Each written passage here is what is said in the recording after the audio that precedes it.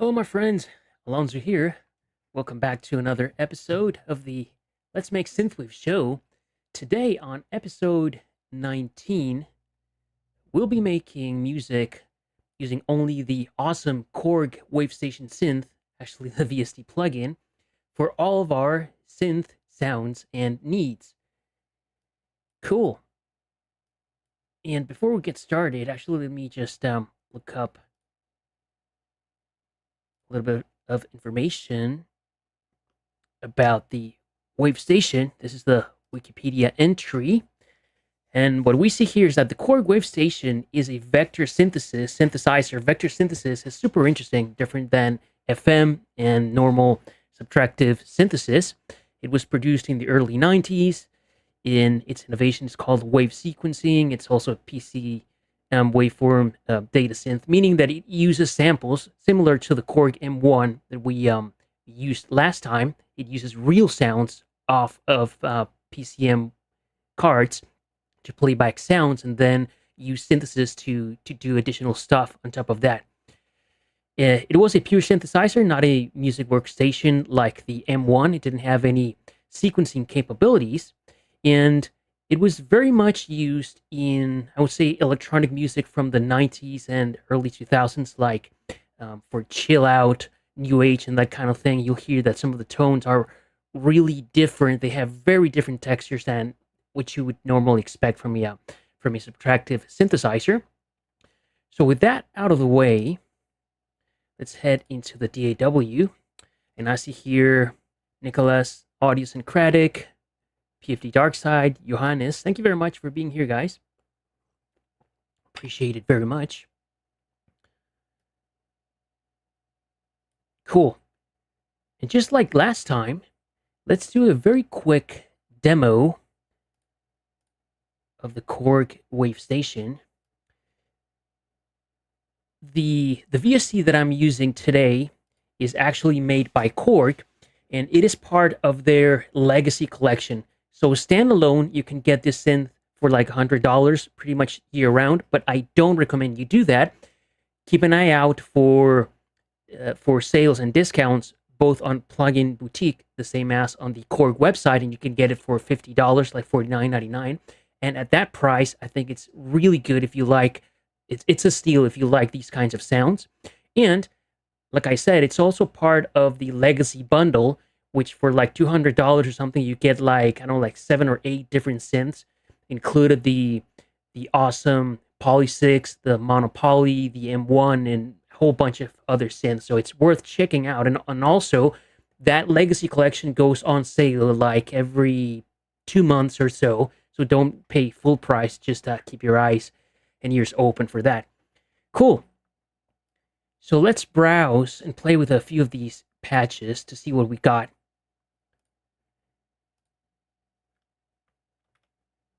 Pianos.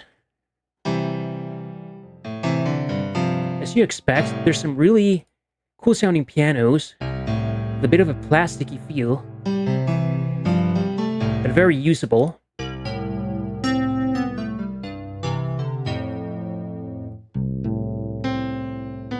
This one's a split patch with a bass at the bottom and piano on top.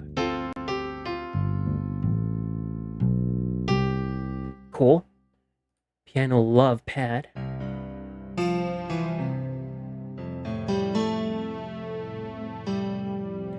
Most of the Korg Wavestation patches, the original ones, are layered, have multiple layers. So this is very cool, and this is why their sounds, the sounds of this synth are so unique, because you're playing many things at the same time. For example, this piano with a pad underneath.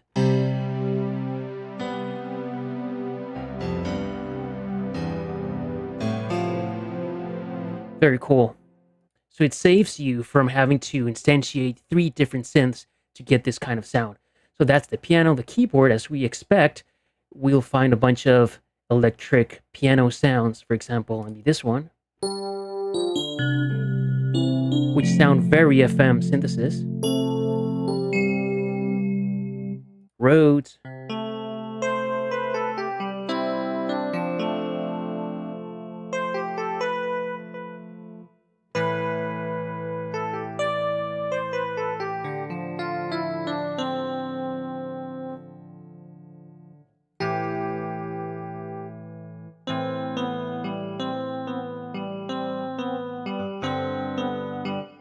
Very cool sounds.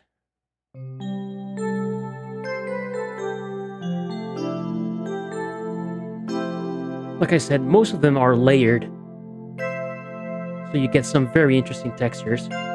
And wave sequencing is very interesting in that this synth not only allows you to play patches that are layered, but wave sequencing, think of it as using samples, right? But you can morph horizontally from one sample to the next based on timing and based on some other stuff. So let's say when you create a wave sequence, you can start out with the sample of a saxophone, but then it can morph into a pad, then it can morph into a violin, into something else, right? Horizontally, the same sound, not stacked, but again, morphing in time, and that is very, very cool.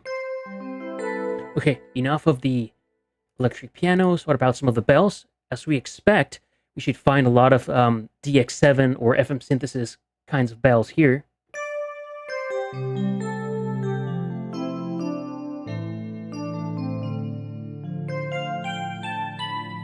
Very nice. And like I said, because it uses samples, we can also find a lot of real sounds like kalimbas, marimbas. Oh, this one's very nice.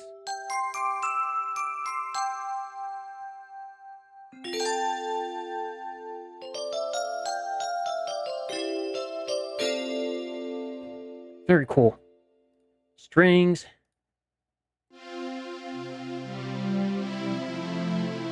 The strings also have a real yet plasticky character because they are real string samples. Cellos.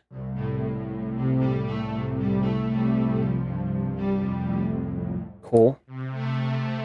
This is a typical sawtooth strings patch.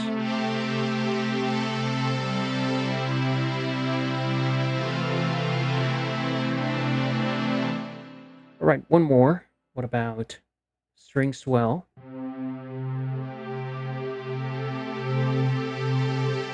Very cool.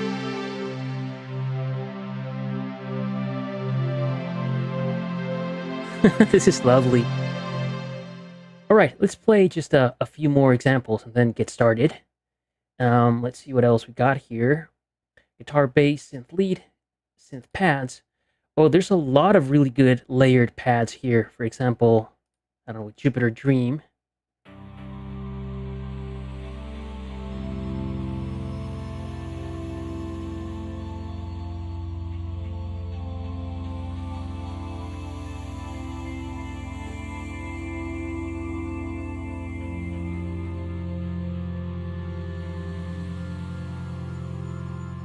Nice. What about this one? Some of these have very interesting glassy characteristics, like bowed glass or bowed metal. Very cool.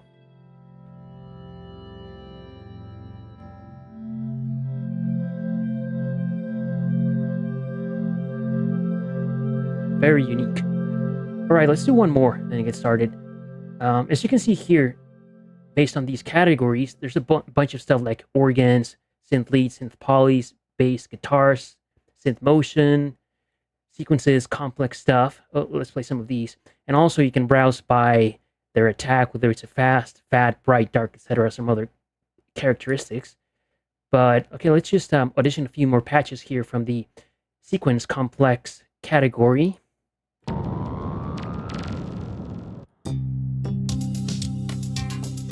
Some of them are very cheesy like that, but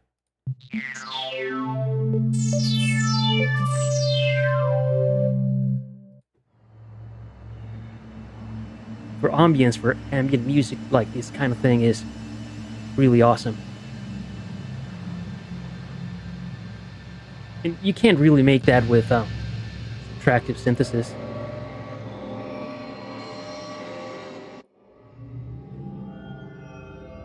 Very cool. All right, so let's get down to business. For today, I just randomly picked the tempo of 110 BPM. So that's our tempo. And I want to go with something dreamy.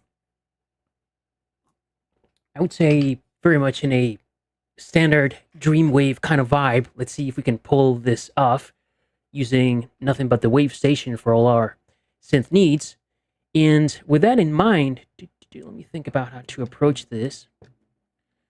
Okay, first let's try to find some kind of pad or key sound that we like. And okay, let me search. I know that maybe synth poly or synth pad.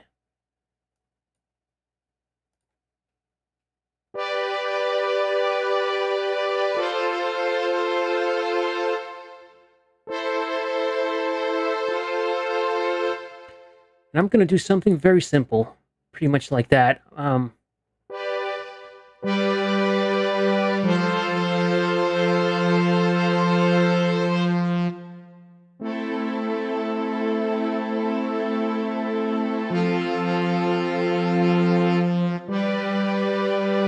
What about...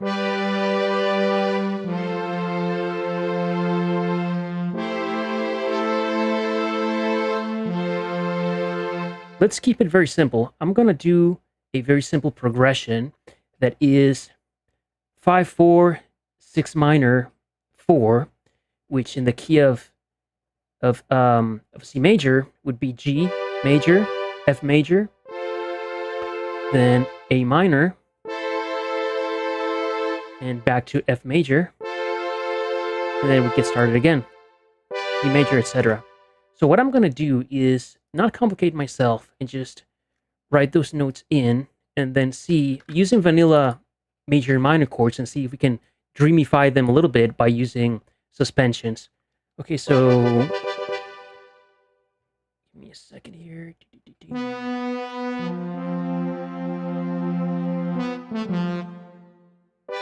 Okay, let's change chords every bar. So it's going to be a 4-bar, 3-chord progression.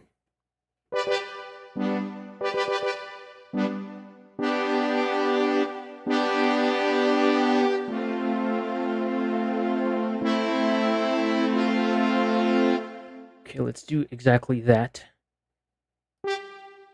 Let me write this in. So G major, this is an inversion. We're going to go down to F, A, C, F, then A minor, which would be A, C, and E, and F major once more. Cool. But for now, let me move this over here.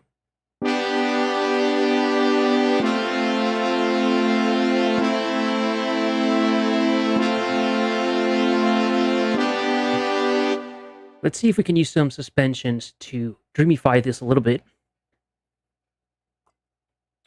Okay, when it comes to G, I don't want to use the F on top of the G because then it sounds like a dominant chord, which I don't like that kind of sound for this. Okay, so maybe using the A instead of B, like so. Or it could be, instead of D, I could go with E. Okay, let me try this now.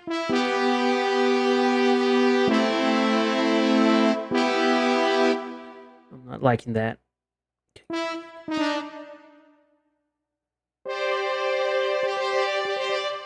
Okay, maybe a C.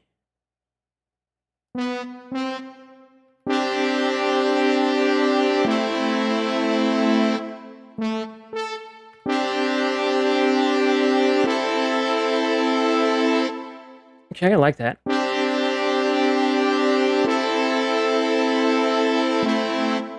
Let's send these 2 notes up top.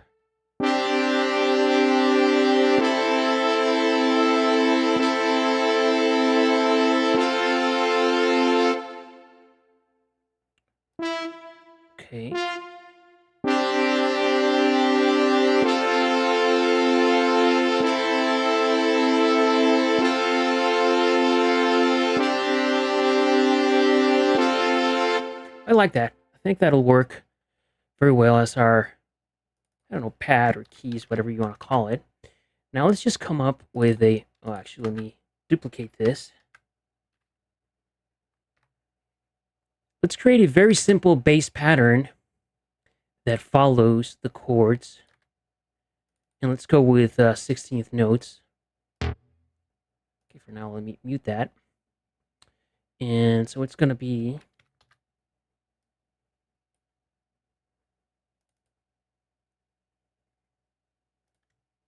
G,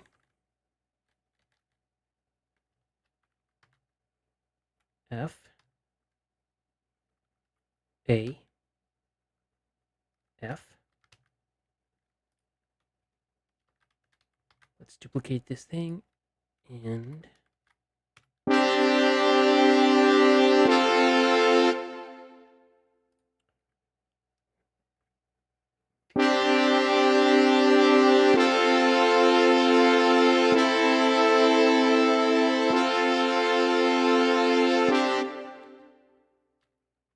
all right. Now let's try to find a bass that works. I mean a bass patch. Okay.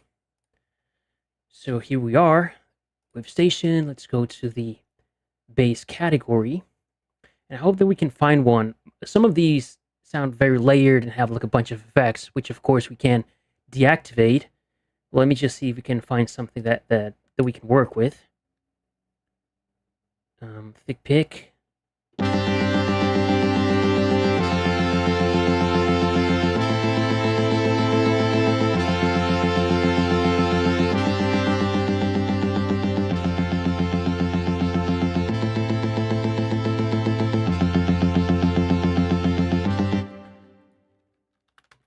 For whatever reason, the Wavestation, like its output by default, is very low, so I have to use a mix tool or gain plugin just to bring it up to level. Okay, this sound is not bad, but it's like too plucky for my taste.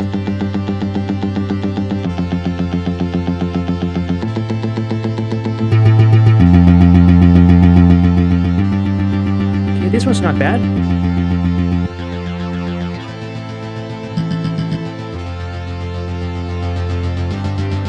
This one's kind of cool, actually.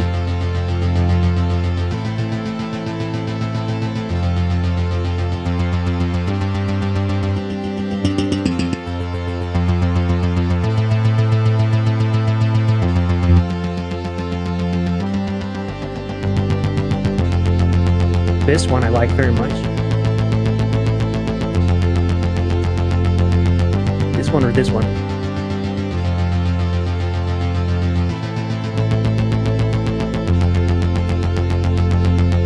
I think I like this one better. Okay, let me select this thing and get rid of any effects. Okay, it doesn't look like it's using anything weird. Okay, cool. So that's our bass. Now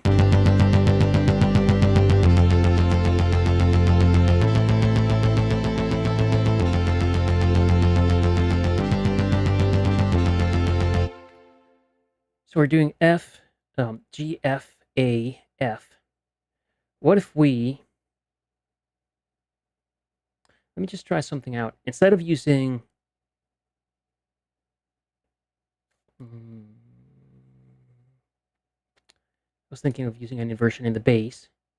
Instead of F, using A, but then we would be playing the same note twice, and I don't want that. And F then would be too high unless I used the lower F. But I don't want the bass line to be jumping too much, like too big of an interval between one chord and the next. So maybe what I can try to do is, what if instead of playing A, the root note of A minor, played E, which is the fifth,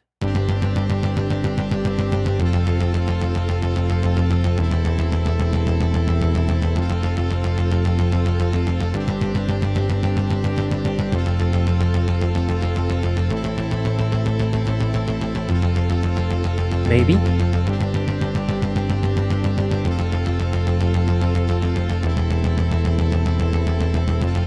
think it's a cool variation to have in the first half of this 8-bar loop, use the inversion, use E as the second inversion for this chord, at least the bass line, but the second time around we play A. I think I like that. Let's run with it. Okay, I like that idea. Now, this pad, the chords are just a little too stabby for my taste. But let's see, I'm not too familiar with how to edit this synth. So I'm just going to see if I can very quickly find a way to edit the attack. If not, I'll leave it alone. I think it's here.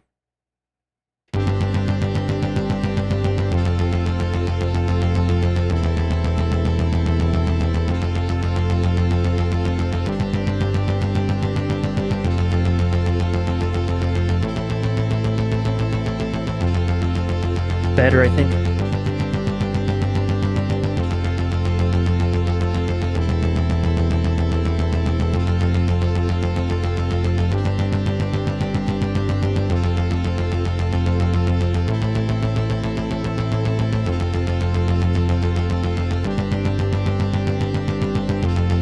Not sure it changed much, but maybe it's this one.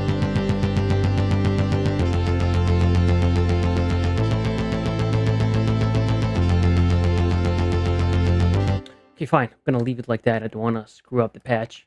Cool. So we have a bass and we have a pad. Let's now get some drums going.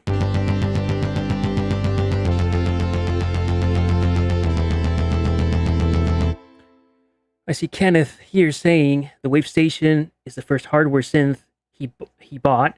It's a crazy device. Oh man, I wish I had an original Wavestation. I would have like so much fun with it. Yeah, and I can't imagine what it is to program the thing only looking at a tiny LCD screen. All right, cool. So let's get some drums going. And for now, I'm just going to go with something very simple, like a straight up kick on the 1 and 3, snare on the 2 and 4, and I don't know, we'll see about the hi-hats.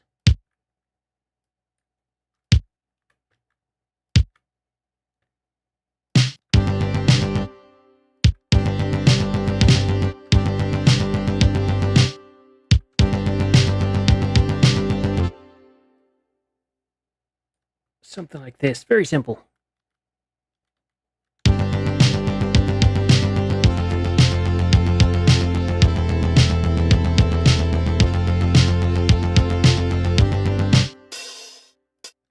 Okay, what about 16th notes on the hi-hat?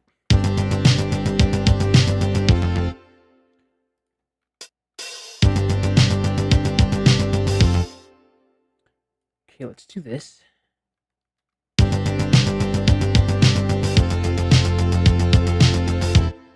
We just have this on the 1st and the 3rd.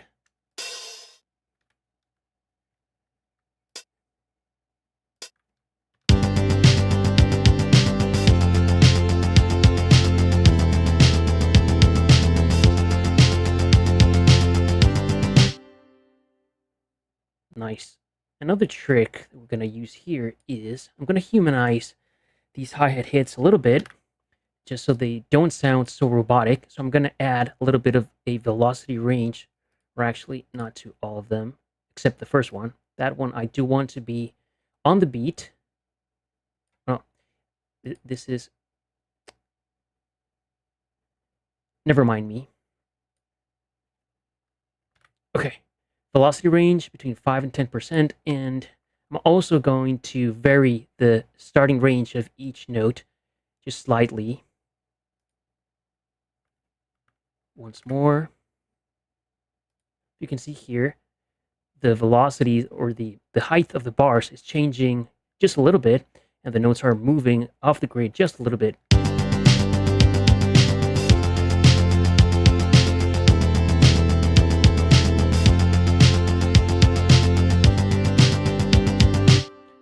Cool. And another thing I'm going to do is come here to my hi-hat channel And let's add a little bit of sidechain compression just to give the hi-hat a little bit of groove.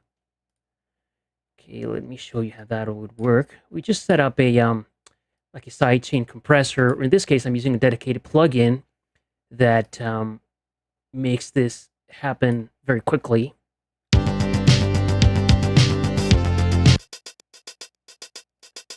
I don't want it to be 100% wet. Like that, maybe. Okay, without it, very robotic, static. But with the sidechain compression, we get this little bit of a bounce.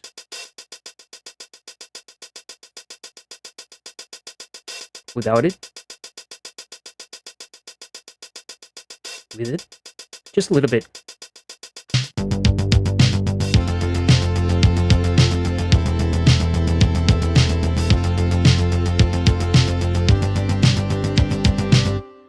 Okay, now let me experiment with some other drum samples. By default, I have the Lin 9000 set up here, but let me go with something different. What about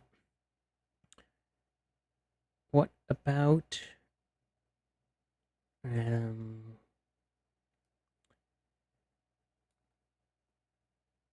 have a bunch of Korg drums as well here. What if we tried out some of these? Maybe one from the 01W.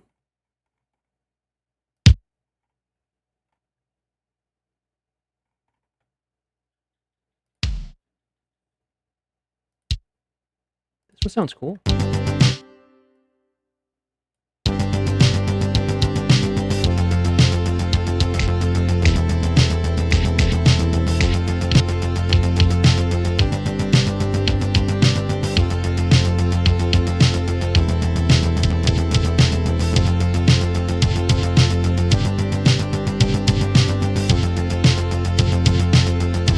I like this one. Edit the tail a little bit.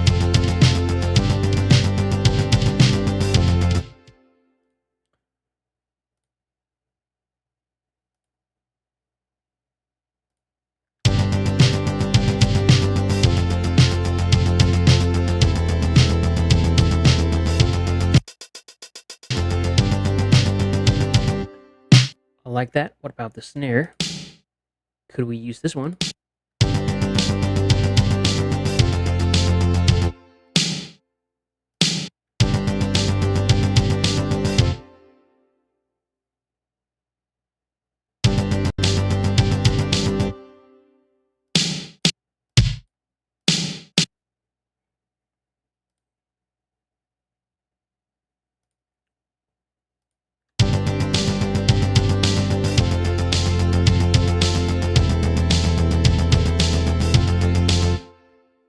I like that. Let's see if there's another snare that we like better than that one.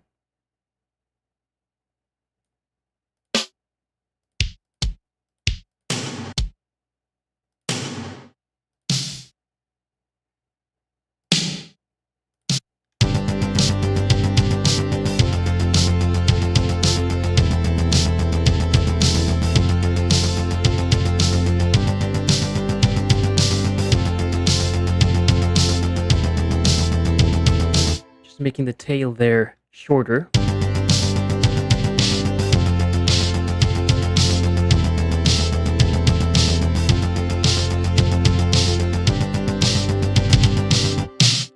I like that. Hi-hats.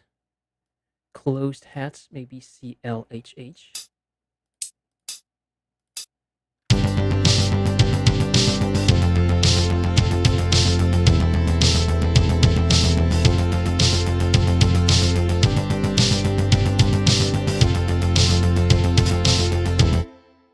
Nice.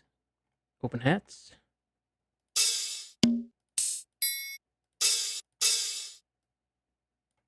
Same dealio.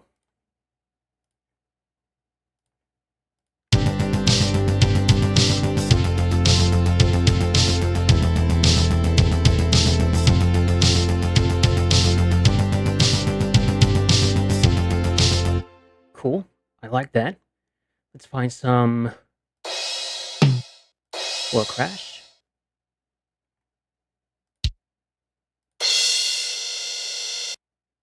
Wow, that's a really long crash. But that's fine. We can use this, but shorten the tail as well.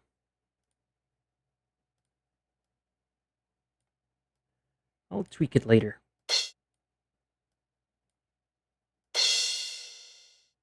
Yeah, that'll work. What about toms? Yeah, one thing about finding free drum samples out there in the wild is that they aren't labeled or named appropriately. So if I want to find toms, and if I scroll down and they're not called tom something, then I'm out of luck, right? I need to hunt them down and find where they are. Well, this one sounds cool. Okay.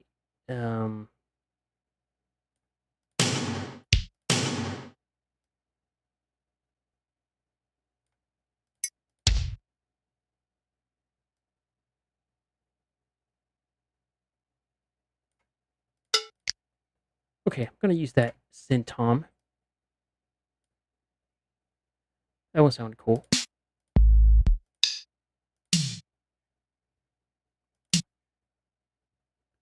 Okay, here.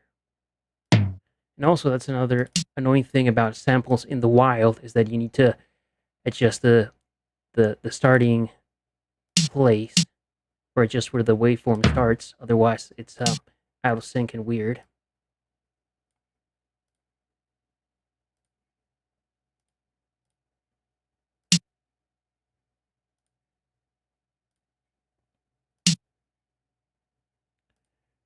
And because it's the same tom sample, we're gonna detune them all against each other, like so, maybe.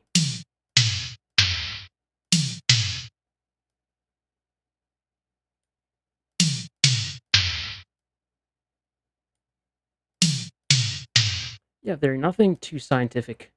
I just want them to sound a little bit different from each other. Okay, shaker, I don't know if I'm gonna use, but let's just go ahead and find one just in case. Shaker.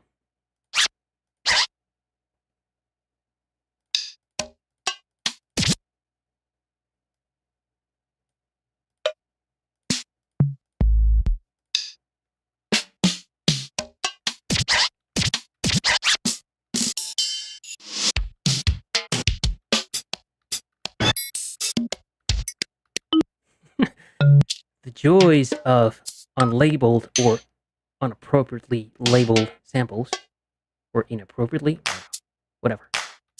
Okay, here. There we go.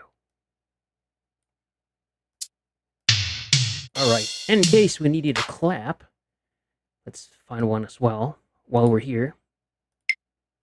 That's a clave.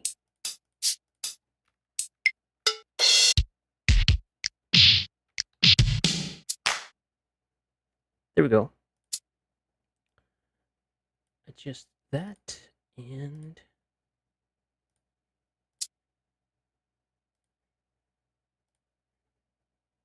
ready, Freddy.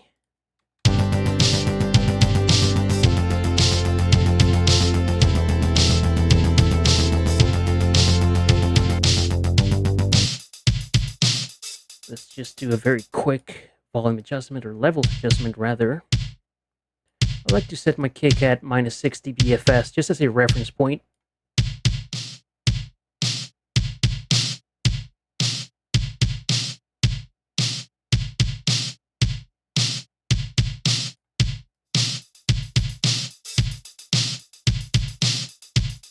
There.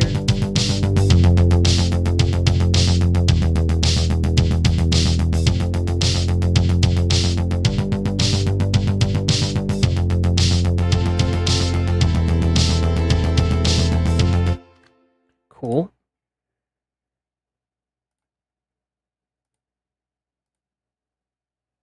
Let's check the effects from this pad because I want to get rid of any reverb, so I can use my own.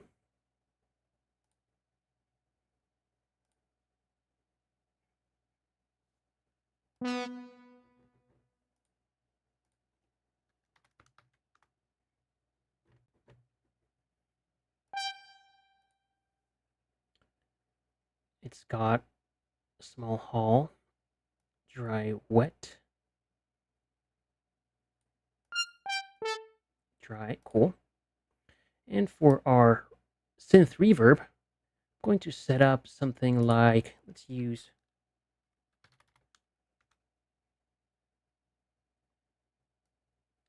this one, and I'm gonna set up a hall reverb, long, like 4 seconds. Not there, here. Okay, full mix. Like 40 milliseconds pre-delay, and I know that I want to EQ this thing, chop off the bottom end a lot, like that, and also take away some of the high end. Maybe there. We'll tweak it later.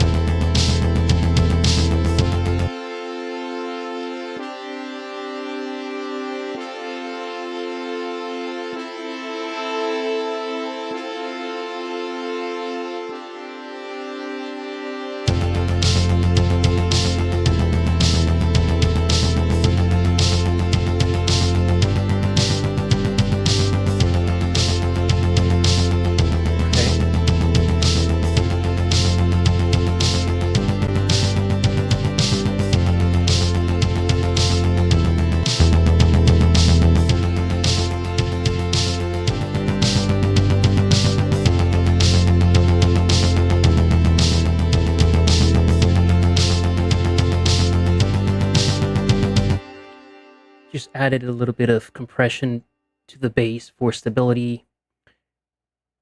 All right.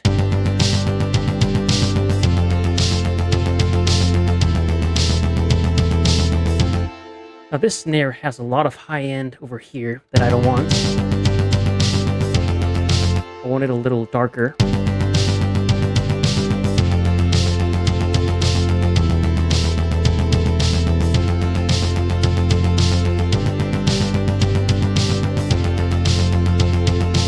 Great. And also,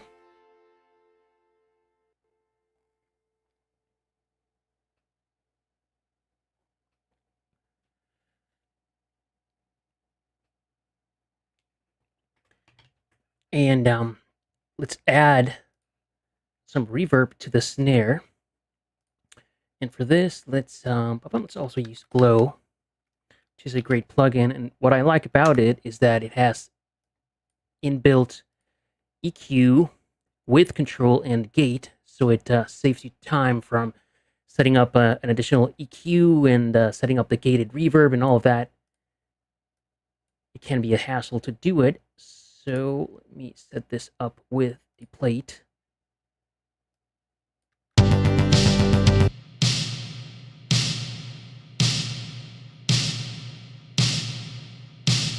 Cool.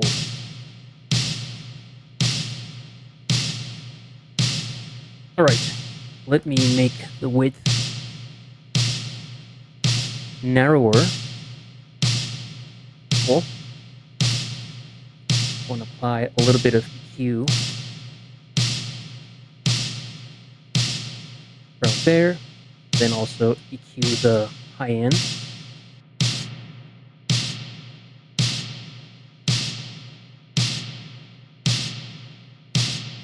And apply the gate.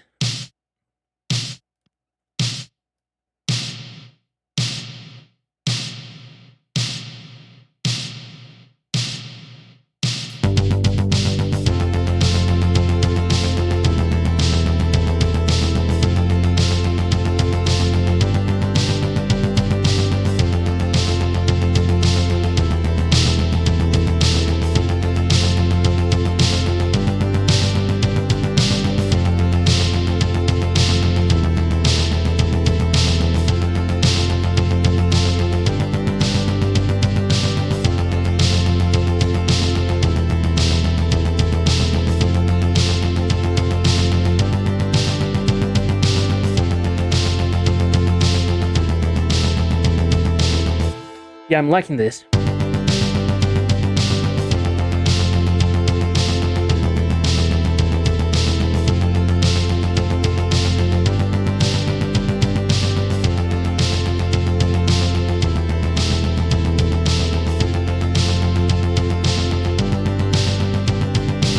Cool.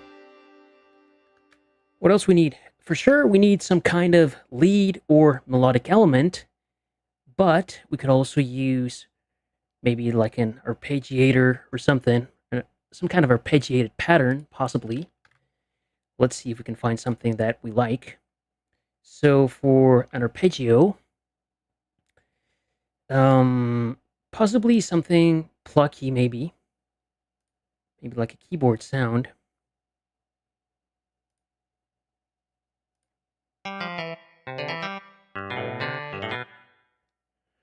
Okay, let's try a couple things out.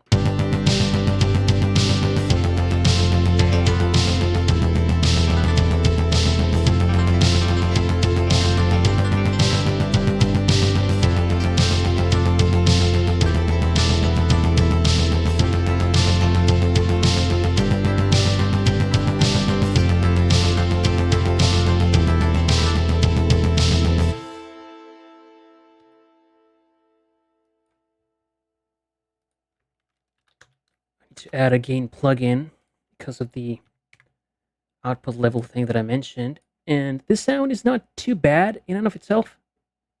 Okay, let me just get rid of the reverb that it has.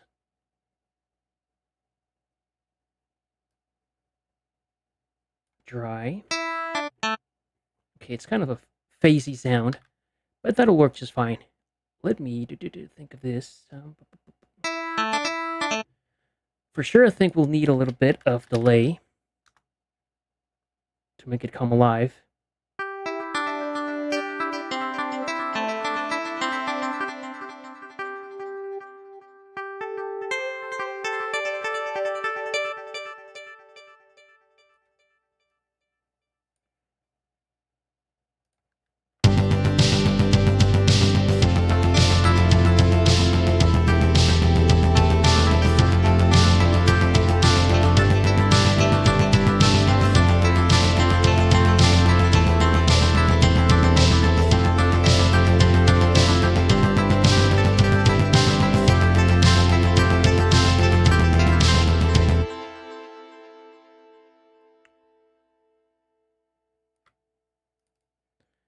Just so you guys can see, what I'm doing here is just trying to find a few notes that I like.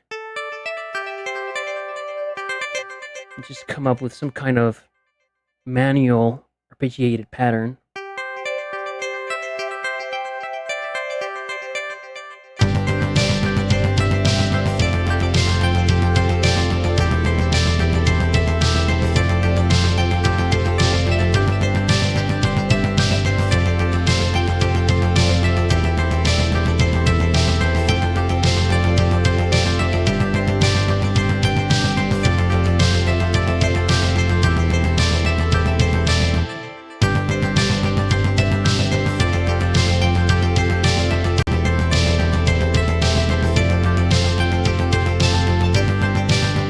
Kind of like that.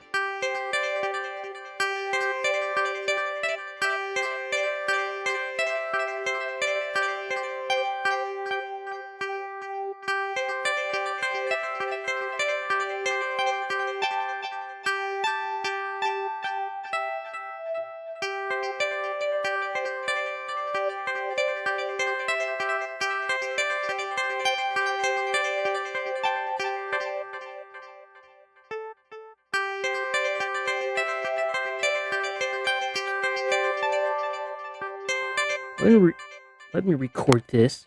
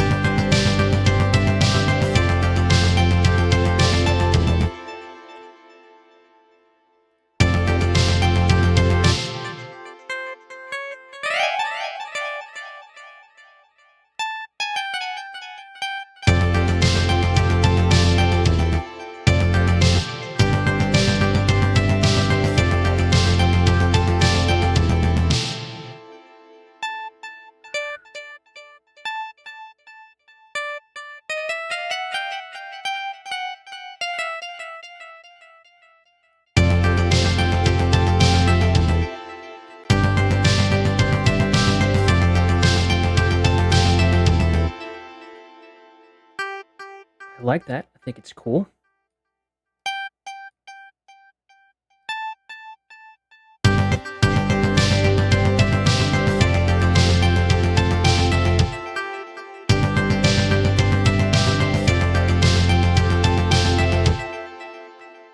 Let's repeat.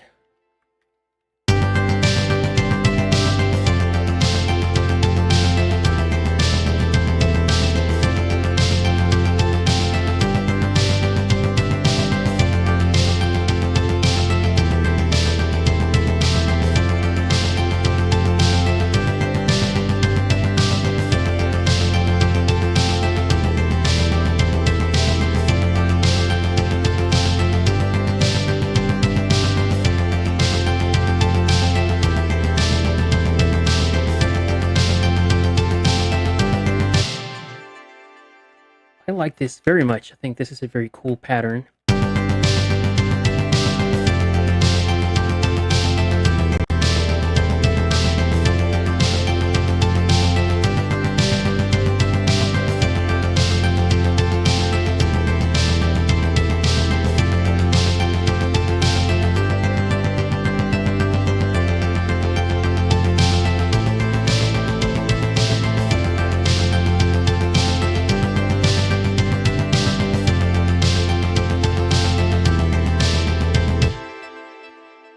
Okay, definitely we're gonna need some kind of melodic element or lead.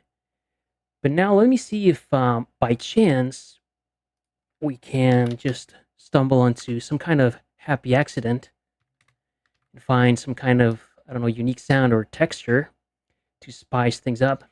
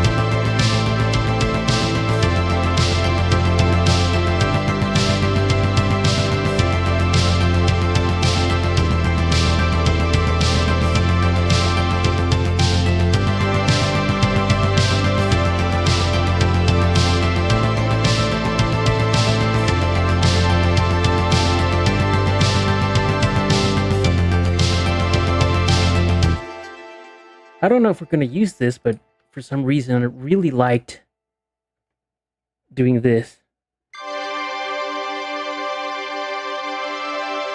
On top of the whole thing playing.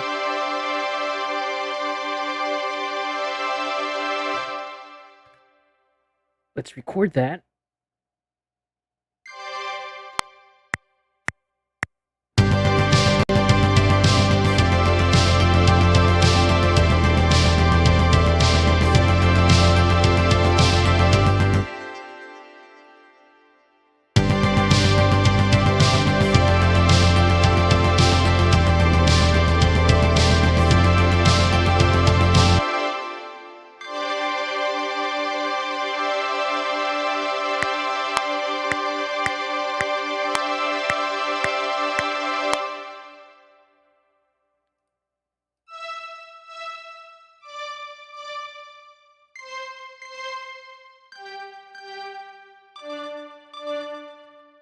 Very cool.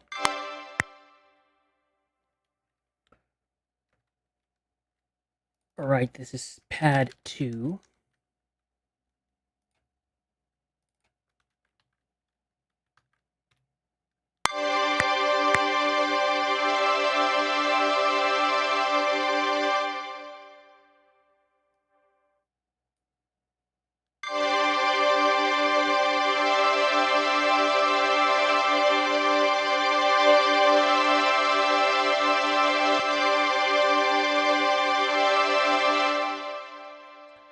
And possibly we could add a little bit of volume shaping or sidechain compression to make it move a little bit.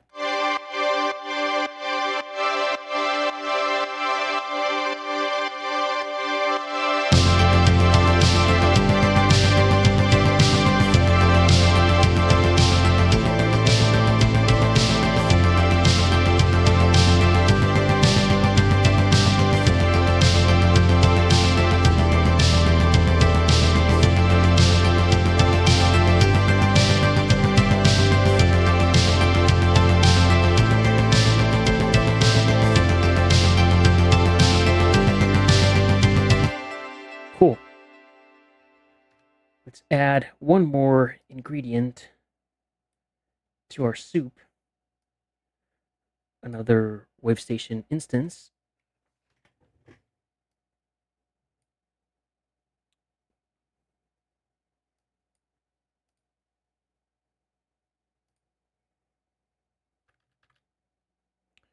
And let's find some kind of lead or melodic element.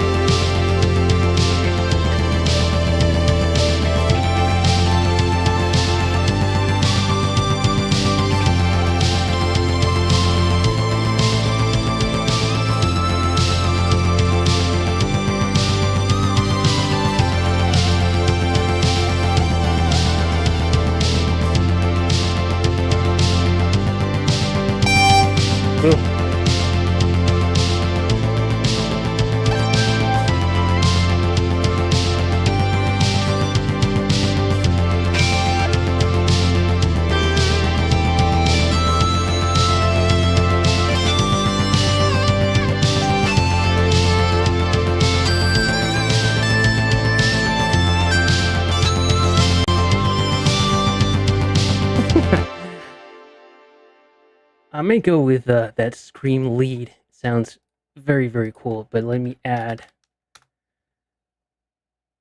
some delay and reverb just to make it sound better.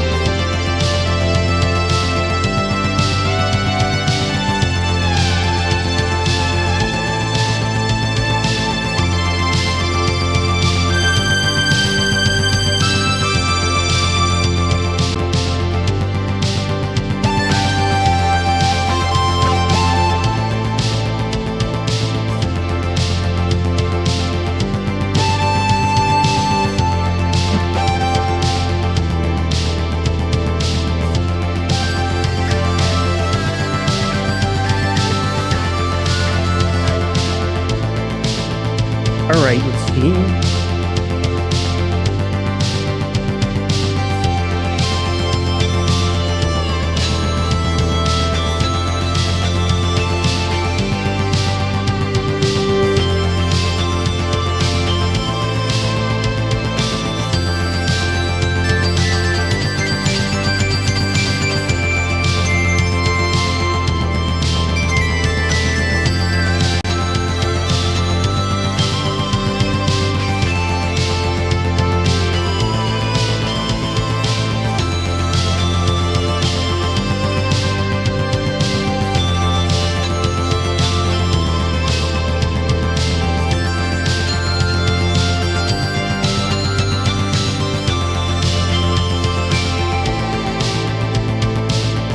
All right.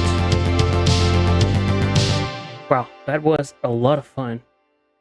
Let me pull back and did I like this scream lead best or the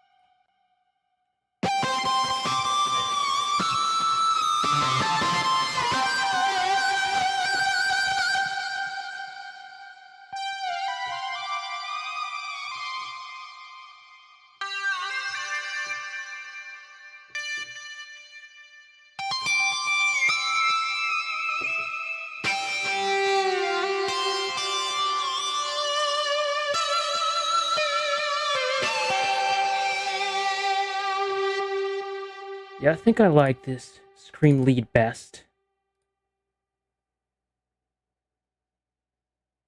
Overdrive, chorus, delay. Okay, let's see if we can find some kind of epic melodic part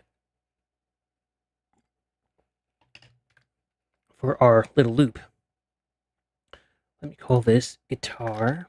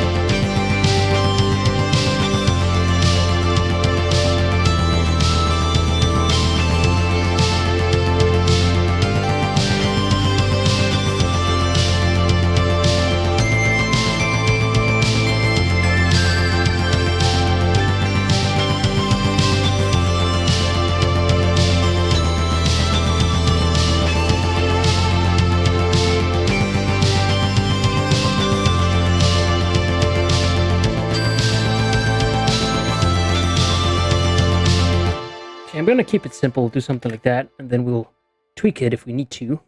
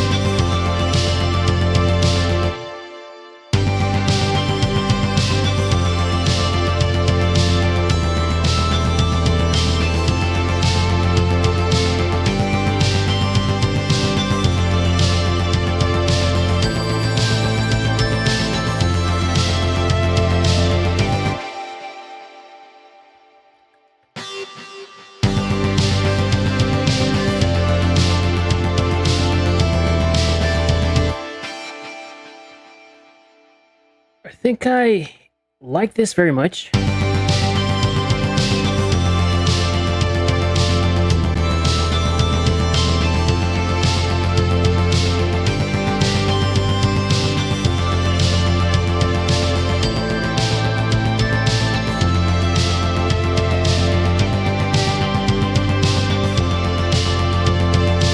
Just adding a little bit of, well, taking away the bottom end and some of the high end, especially the high end to me sounds super shrill.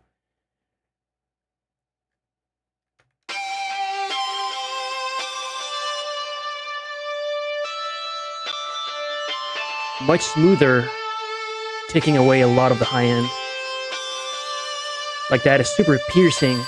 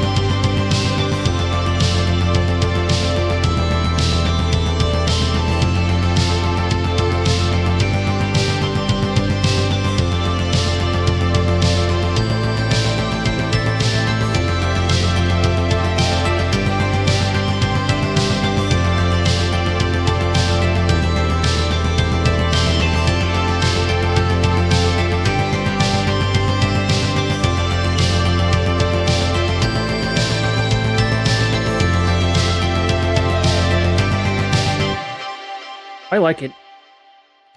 Let's work on the drums a little bit. Let's add a crash here and a tom fill here.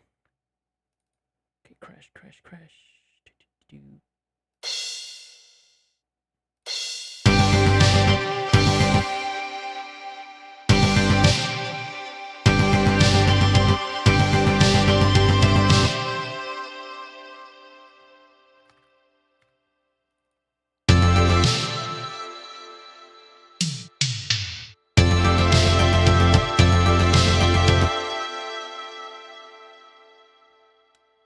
Something very simple here, just to get us started.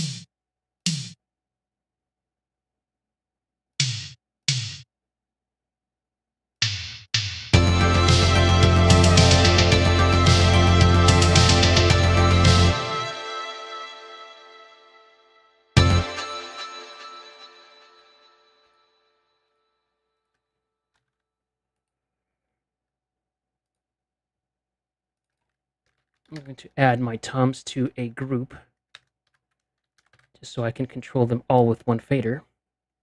The level, I mean.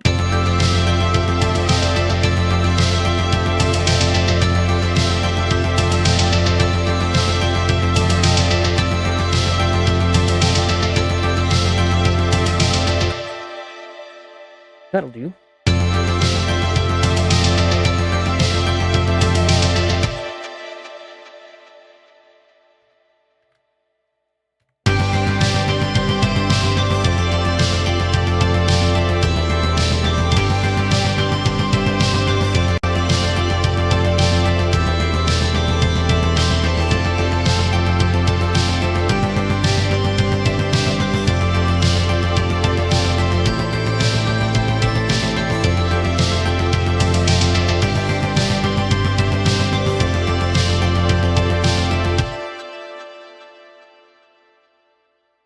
I'm going to bring down the tuning of... No, you know what? Actually, not the tuning. What I want is... I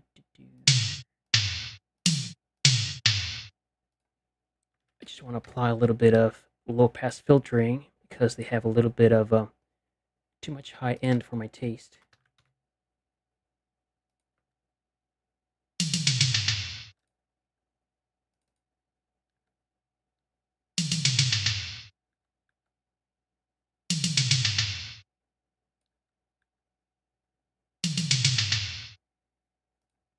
Yeah, like that. That'll work.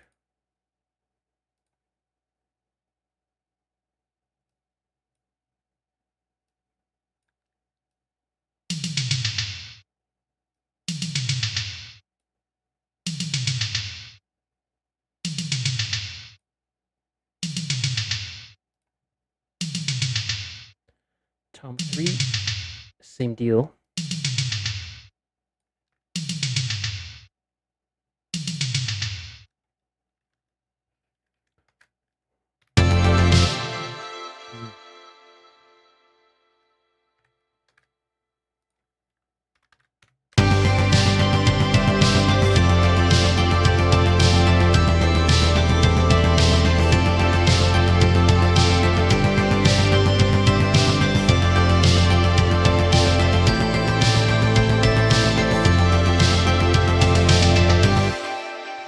All right, sounds great to me. I'm very happy with where we are. We're going to take a 2-minute break. I'm going to get myself some coffee and then come back. And when we do, we'll spend the next, let's say, 60 to 70 minutes turning this main stack or 8-bar loop into a quick and dirty 40-bar arrangement, just to stretch our arrangement muscles and to give you ideas on how to extend an 8-bar loop into something larger in terms of structure. And possibly we're not going to play everything at the same time. When I listen to this, I hear certain elements masking each other. It's a little soupy.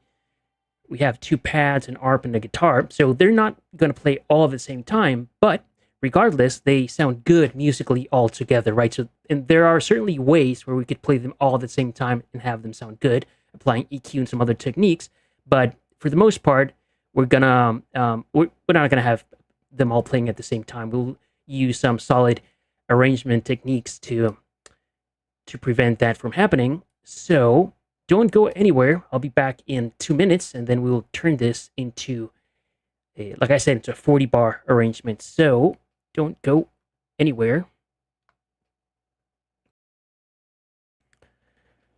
All right, my friends, we're back. Let me check here in the chat to see if there's any questions or any comments. See, Elia, Brownfield Fund, some people that I had never seen before in my live stream. So welcome, guys. Thank you very much for being here.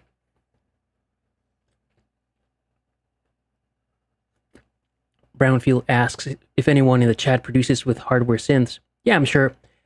I don't. I think someday I will buy a Juno X or a Roland X to get the best of both worlds, some of those classic sounds with modern hardware.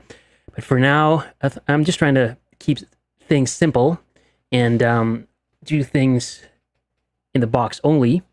But yeah, that's the dream. I see there Elijah saying he has or used to have a CZ1000. Oh, I love that. I haven't played an actual Casio keyboard, but I did a live stream on using the Arturia VST for the, is it the CZ1000 or CZ1? I don't remember, or 100. In any case, you can look it up, and I had a lot of fun doing that one. I love that synth. The killer West End girl space, yeah. All right, let's see if any other questions or comments. Arturia synths are great. Yeah, I love Arturia synths. I love the GeForce. They are awesome Oberheim emulations. The Arturia are great. The Korg ones are very good too. Let's see. Paul saying the only hardware he has used is the TB303 or has. Padlock and fully insured. I bet. And Kenneth says, I produce with lots of hardware synths, mainly the Wavestation, EX, DX7, Mark II, FD, and the DeepMind 6. I'm super jealous of you, Ken. One day maybe, my friends. All right.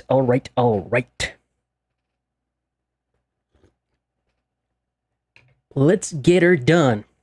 Like I said, we're going to spend the next hour or so, give or take, turning our main stack into a 40-bar arrangement, which I like to call a basic kata, kind of in the Synthwave Dojo lingo. This is a stepping stone towards making full-length tracks. Now, why do we do this? Well, first on this live stream, because I don't have 4 additional hours to take this main stack into a fully fledged arrangement, top to bottom, like 3 or 3 minutes and a half. So 40 bars is just right for me to spend the next 45 to 60 minutes. But then, from a macro perspective, the basic kata, or this 40-bar arrangement, is a stepping stone that will help you go from an 8-bar loop to a full-length track by extending time just a little bit, just enough for you to challenge yourself and for you to learn what you must in terms of automation and managing the energy, managing contrast, and how to create an arrangement, because it's very hard to go from an 8-bar loop to a full-length arrangement if you've never done it before. Of course, if you're a producer who knows what they're doing, you don't need to use these stepping stones. But if you're a beginner, you're starting out, it can certainly be very hard to create a full-length track or a full-length arrangement if you've never done it before. So the 40-bar arrangement, which I call the basic kata, we have the 80-bar arrangement, which is the advanced kata. You can look up videos on my YouTube channel about that. Like I said, it's a stepping stone, and if you do them right, you will develop a lot of the skills that you need to go full length. So if you make 5 or 10 of these 40-bar arrangements and then make 5 or 6 or whatever of the 80-bar arrangements, you'll see that from that to full-length track, which is typically 120 bars depending on the tempo, is just at arm's length away, right? It's within your arm's reach. Okay, cool. So, and I'm gonna caveat by saying that, of course, since we're just moving from one section to section and only lasting 8 bars or taking 8 bars to get there, the piece is gonna sound rushed, and certainly some things need more time to develop, and we would if this were a full-length track. And let's see, at the end of the day, it's just about developing our skills and practicing arrangement, automation, and managing the flow of energy. Because one of the important things, at least the way that I built this kind of exercise, is that every section, you should feel a change in energy from one to the next. Okay, so it has to be very clear. And the way we use that, or we do that, is via automation and by making sure that we don't have all the instruments or parts playing at the same time. That's one of the rookie or the beginner mistakes, is that you try to come out guns blazing, like with all the parts that you composed on the intro, and then you have nowhere else to go in terms of energy management, right? So take your time. We don't have too much time to develop each part here, but we certainly want to feel the energy changing and shifting from one section to the next. And in terms of intro, we could start the intro in 1,000 different ways. There's no right or wrong way to start an intro when it comes to synthwave. There is a right way to do an intro if you produce electronic music for the dance floor for DJs to play, but in synthwave, it's pretty much anything that you want to do will work out fine. I could recommend starting with 1 element or 2 during the intro. Like I said, don't play everything you got during the intro, because then you've given it all away and there's nowhere else to go. You've painted yourself into the corner. So having said that, I think we could start with possibly one of the pads, or maybe the bass or the ARP. I don't know. It's just a matter of trying a few things out and seeing what you like. There's no right or wrong here. So let's say I'm going to start with the bass and the pad.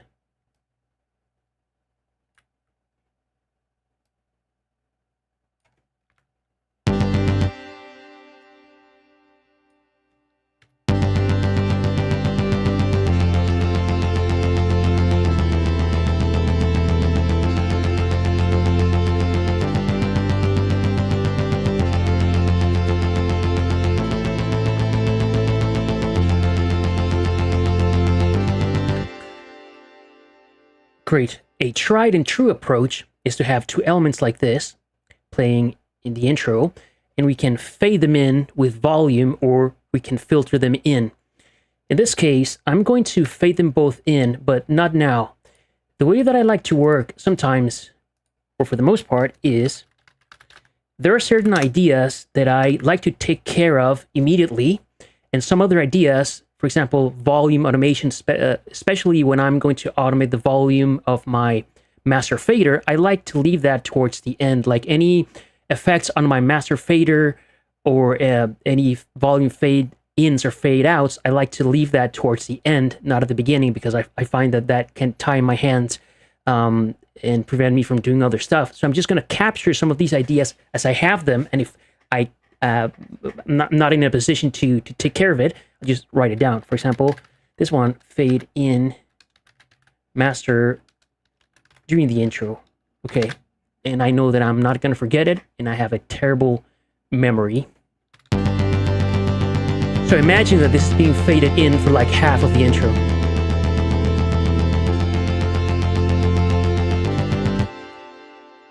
Another thing that we can do is, let's assume that the ARP is going to play during the verse. Okay, and certainly we're going to have the bass playing during the verse, chorus, bridge, and the outro. That's for sure guaranteed. The same with the drums. They're going to play here. Not sure about the outro, but I'm going to leave them there. So the, whoopsie daisy. So the pad, I certainly wanted to play on the verse, not on the chorus. On the chorus, I certainly want the guitar. Not sure the bridge, but, well, what am I doing here? Okay, so having said that, I know that this pad I wanted to keep going. So back to our intro, this ARP, what I could do is filter it in throughout the second half of the intro.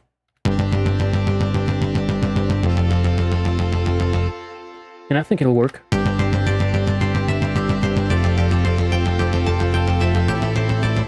Or actually, I could start filtering it in from the beginning. And for that, you can use any EQ or filter plugin that you have available. Just like to use certain tools, that's all. In this case, I'm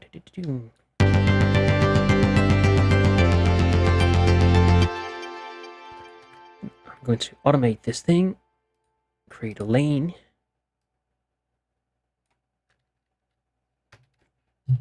This mic is getting in my way today. Don't know why. Okay.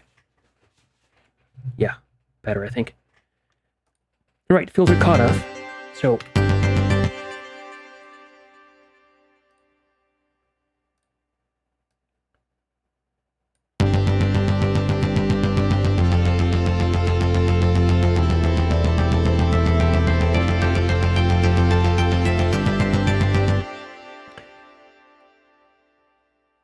I wanted to open gradually towards the end of the section.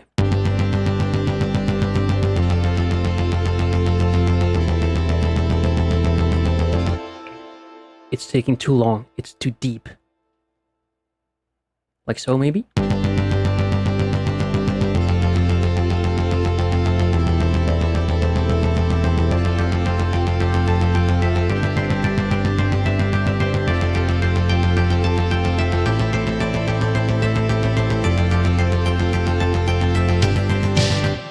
Yeah, that'll work just fine. I also want to have crashes on the downbeat of every major section, like so. So I'm going to take care of this. Also, I want a drum fill at the end of every major section. If I have time, I will create at least 2 or 3 different drum fills, just so we don't hear the same one playing over and over. And if I don't, that's just for time's sake. If this were a kata that I was doing for real, or obviously a full-length track, I wouldn't play the same fill top to bottom. I would use at least 4 or 5 different fills depending on the track, but that'll work.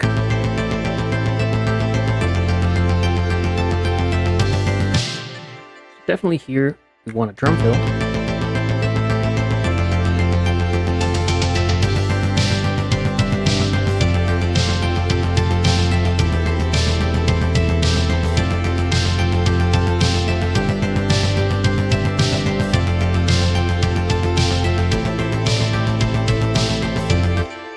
Cool.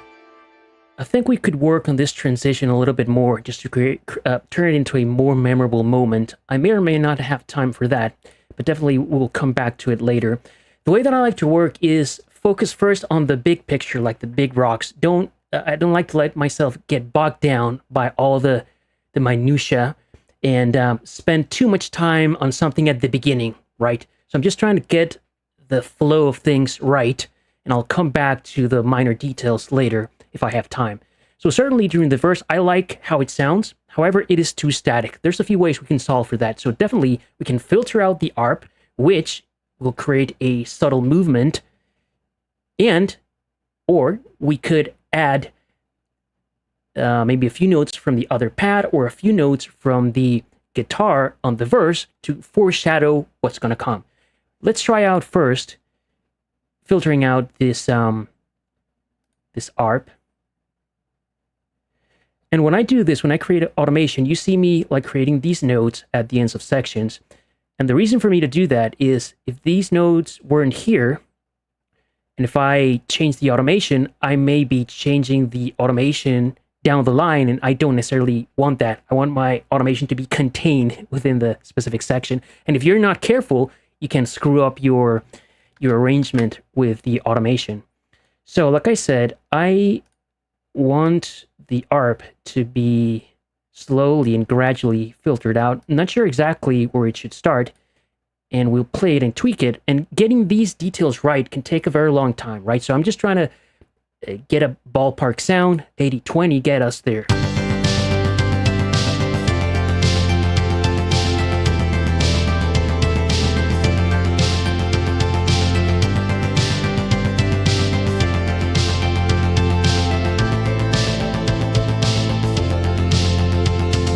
Okay, I feel I need to, or I want to, start the filtering out just a little sooner and have it be a little more abrupt there, like so.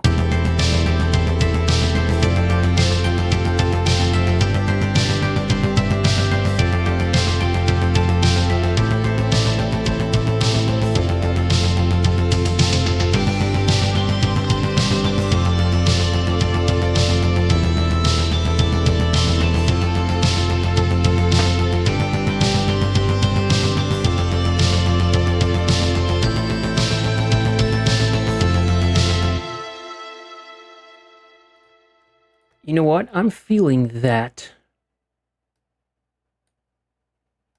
I want to have a double chorus here, kind of break my own rules. But in any case, I'm just enjoying this solo lead thing too much. Okay, hold on.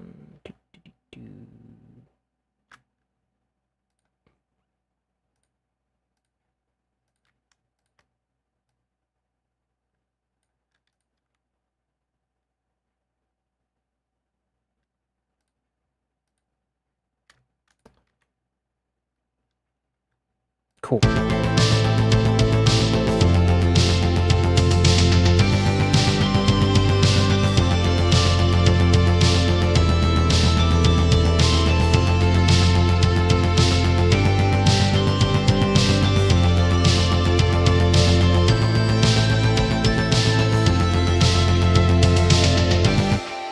I think the verse is fine.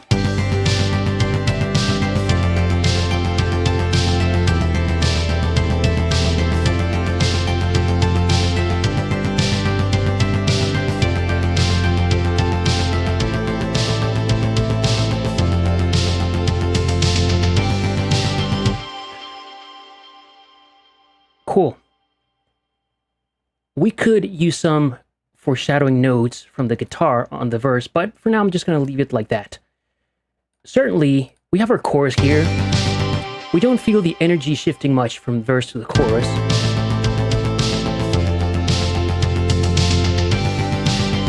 Feels kind of the same. And certainly, we can't have 2 rounds of chorus back to back without any kind of change. Okay, so let's take care of that by possibly muting this pad.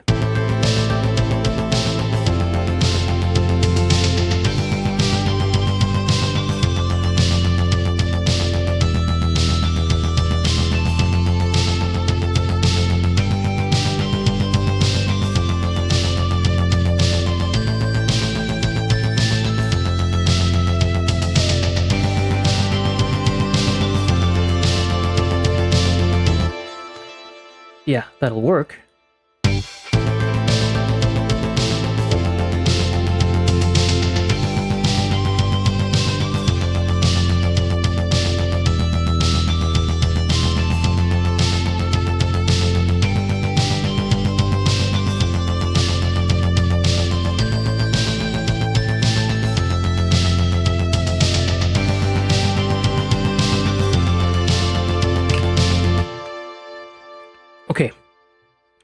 I see there in the chat Nicholas suggesting to introduce a second pad in the chorus. I think that'll work, certainly. I'm not sure if I want that pad to play on the bridge or the outro or where exactly. So let's try it out and see how we like it. Let's have it play here.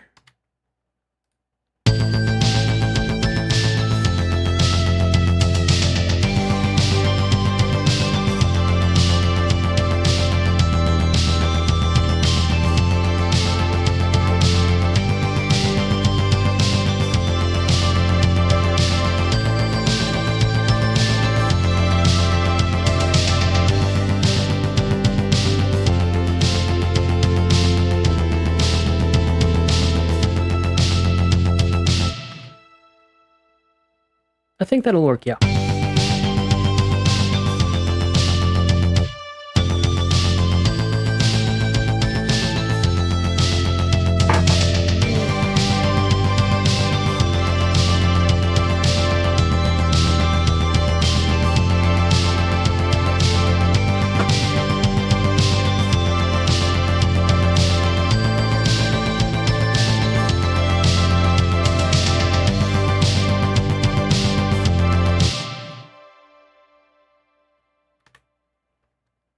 I like it. I like the chorus.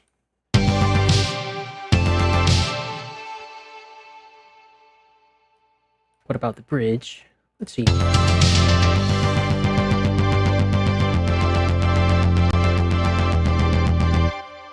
Could get rid of the bass.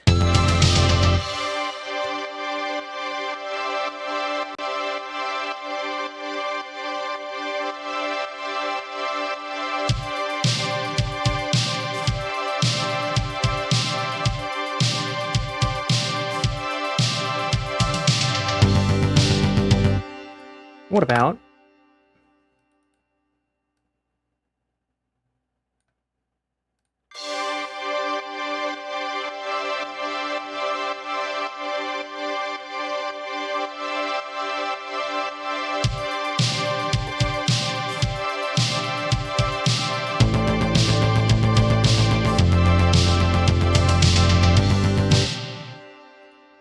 close?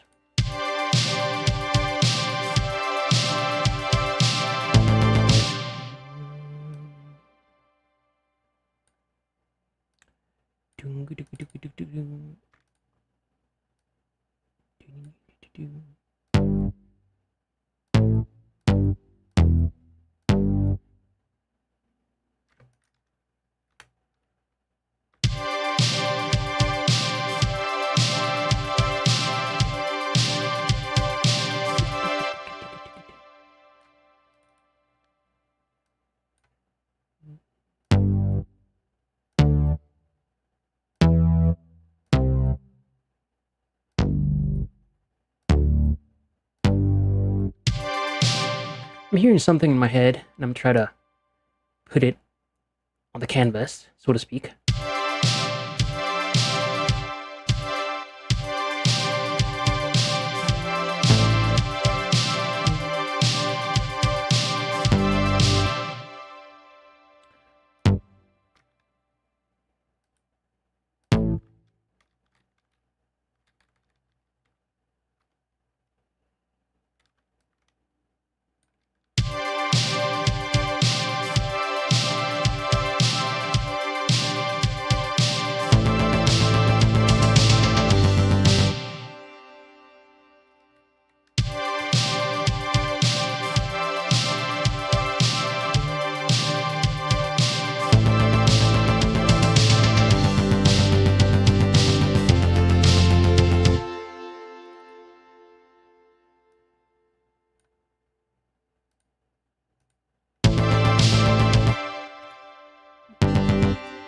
Whoopsie daisy.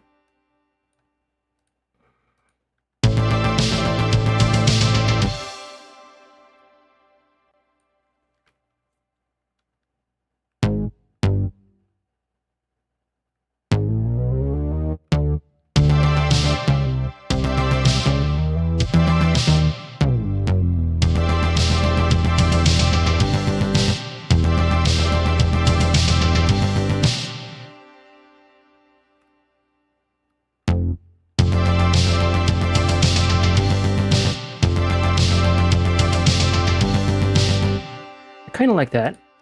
Let's run with it.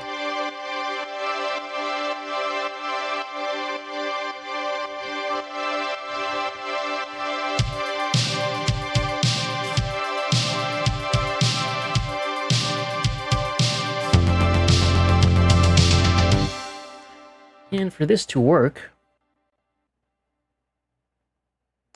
we'll need a longer drum fill, I think.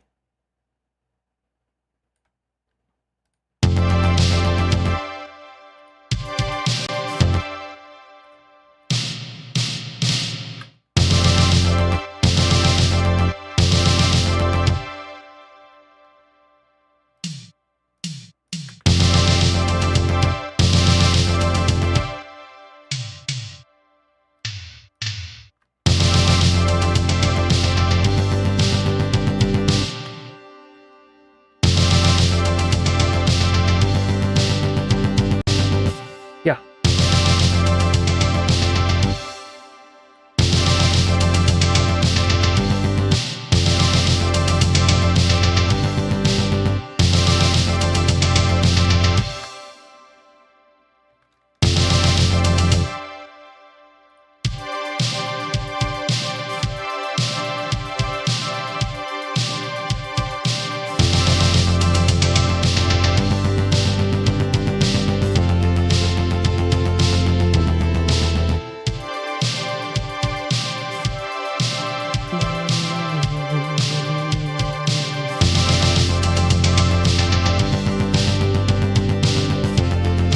Yeah, I like it.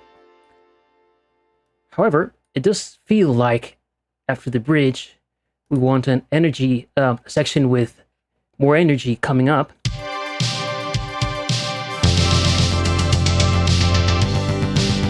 We feel kind of a letdown. Okay, so let's fix that by... You know what? I want to bring back our guitar. Even though this is the outro, yeah, let's play that here. Let's bring in the pad. Let's bring in the ARP. See how it sounds.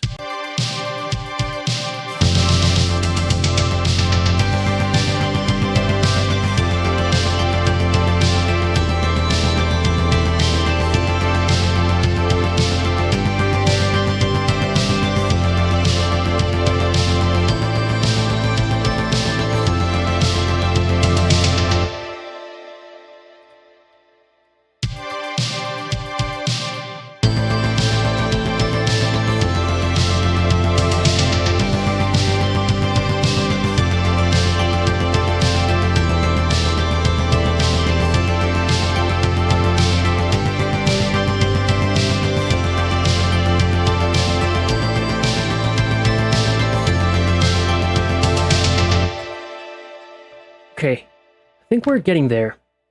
I like the ending, where it's a hanging ending, as I call it. Leave it like that. I've extended this thing and given it 16 more bars, but I think that's fine. Okay, so let me listen to the section after the bridge.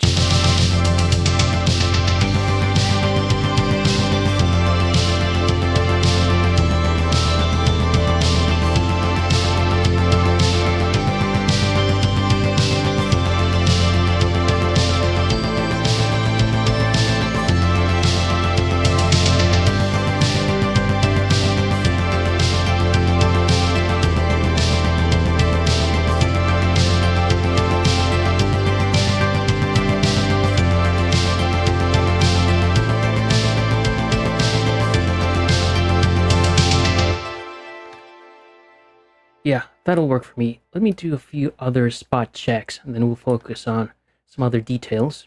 I think the verse is fine, the chorus is fine. We have a double chorus, and this pad 2 is increasing the energy on the second half, or the second round. The bridge, we're bringing the energy down. Then we're building it back up again.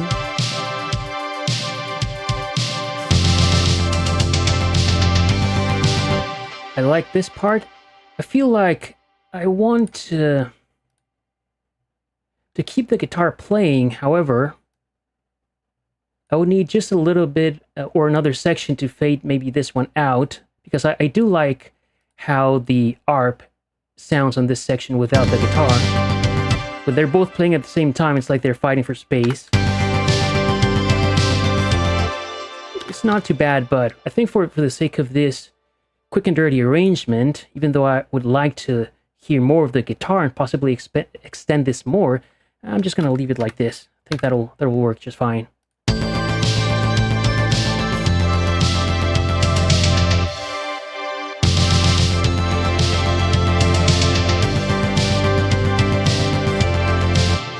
Okay, let me write down a couple of ideas. Okay, so we have the fade in during the intro.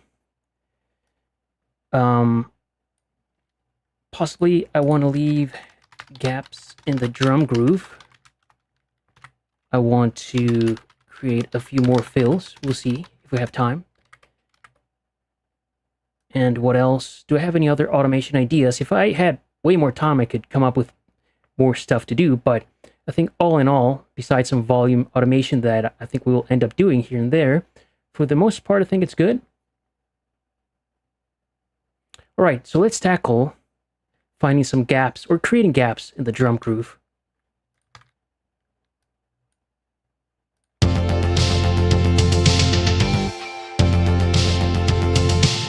Example here, we're going to just pull this back like so.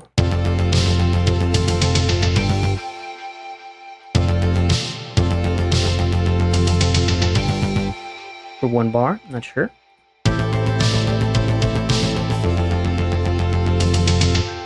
Sounds like too long.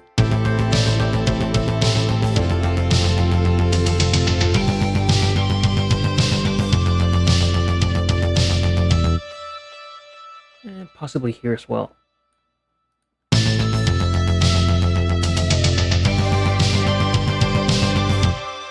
Or here, let's do a variation. And let's just get rid of the snare. And give it a different color just so I know that the contents of the clip are different than the ones right beside it. Okay,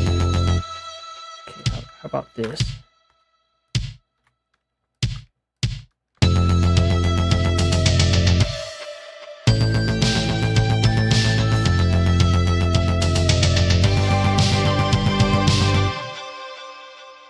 Cool.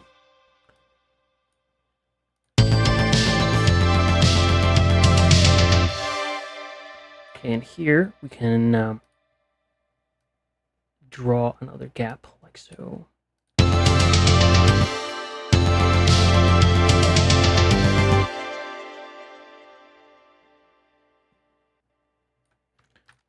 And here, let's copy and paste this variation.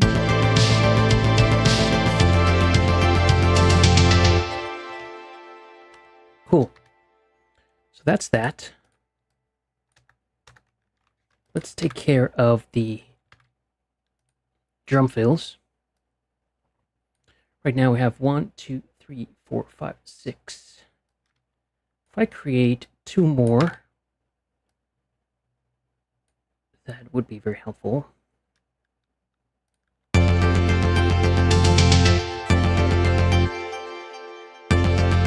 Do-do-do.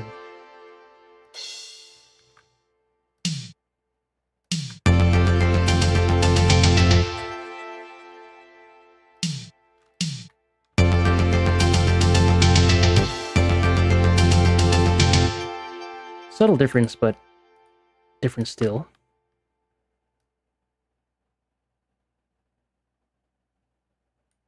Okay, let's create another one here.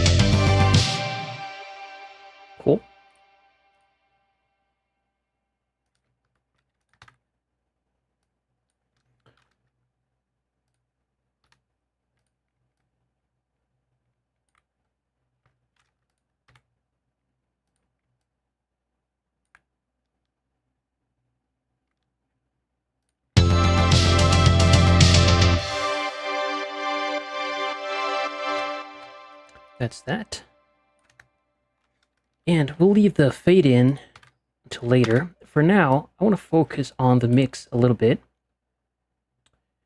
Let me see what is the most energetic section of our track.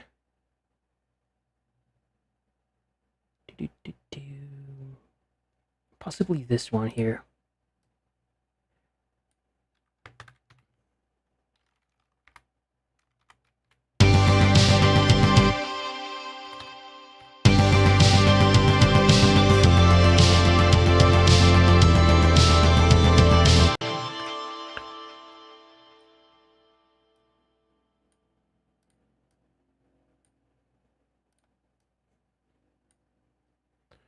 Now I'm going to make sure that all of my synths are routed to my synth bus, that my drums and bass are routed to the drum bus.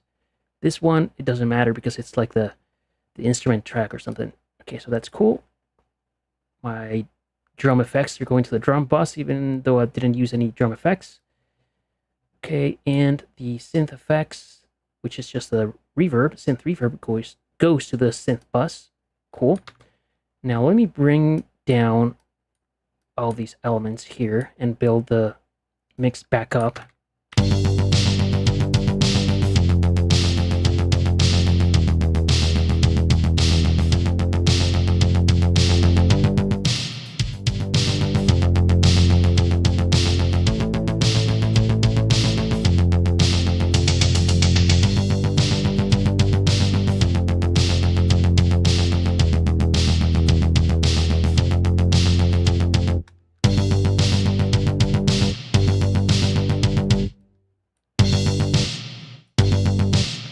As ear candy,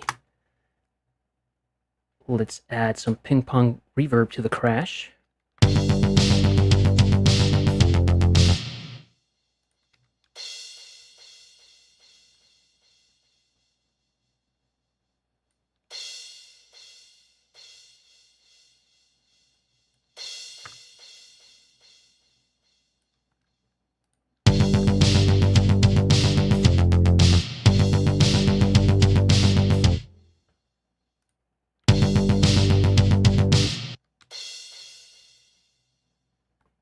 Yeah, like so, I think.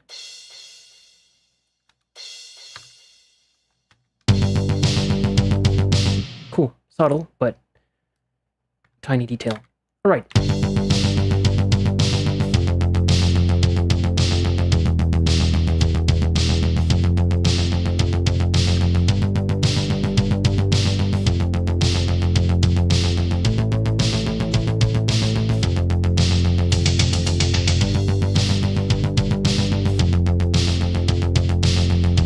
Now I'm going to enable a few effects on my drum bus. Mainly tape saturation, a little bit of drive.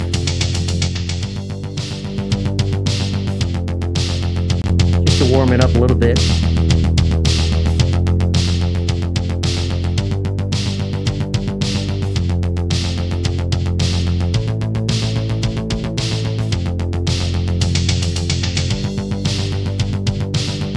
A little bit of compression on the drum bus. Nothing crazy. Around 2 dB of gain reduction.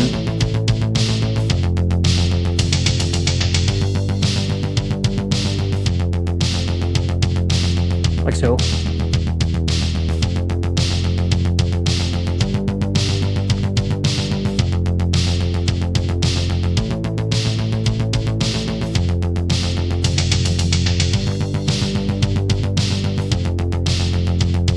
Now let's bring in the other elements.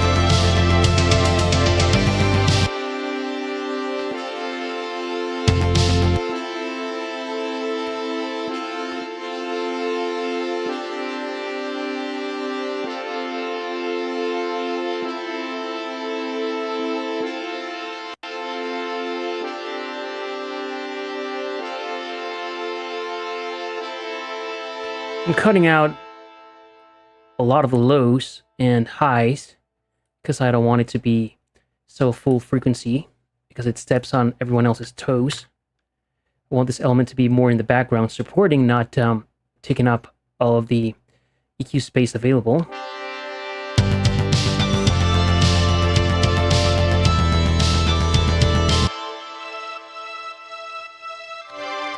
Same deal with this pad.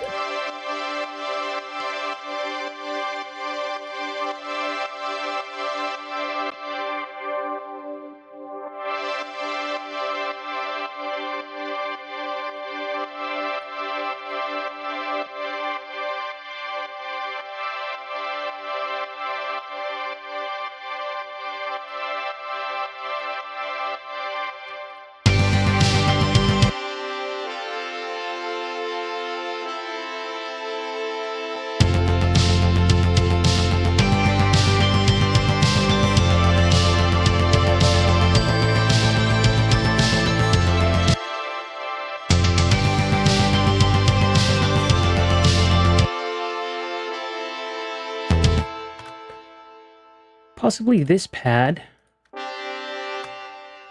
we could get it off center by using the Haas effect, which is a delay with only one repeat. You pan the dry signal left and the wet signal right with a delay of between 20 to 30 milliseconds.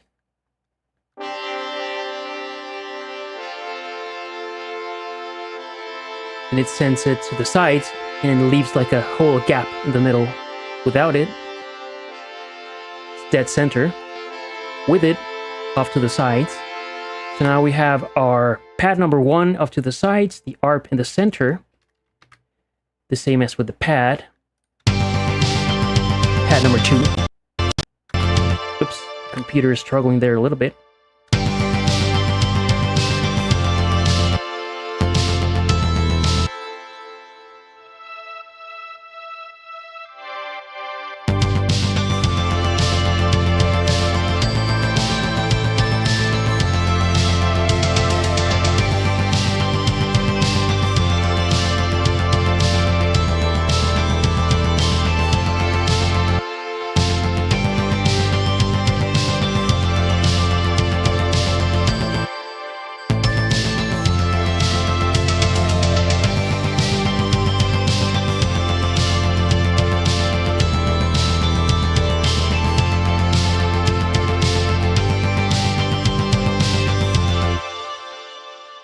Okie doke, I'm liking where this is going. Let me now apply some processing on my synth bus. Same deal I did with the drum bus.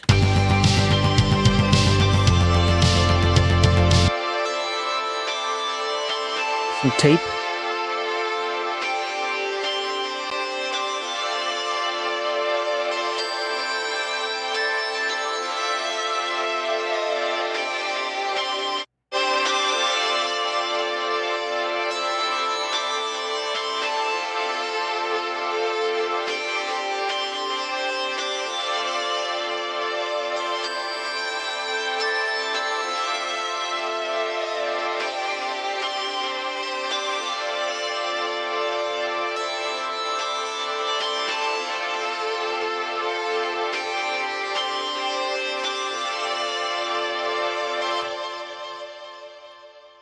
And a little bit of bus compression.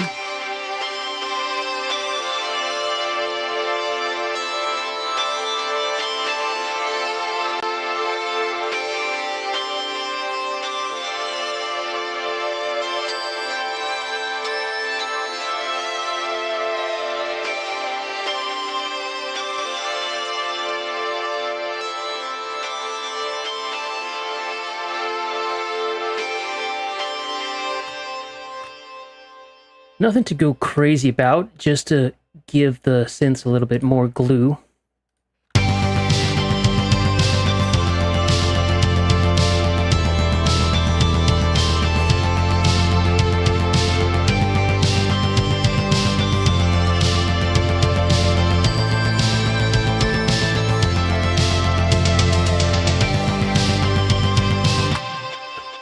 finally, pretty much the same thing on my master bus.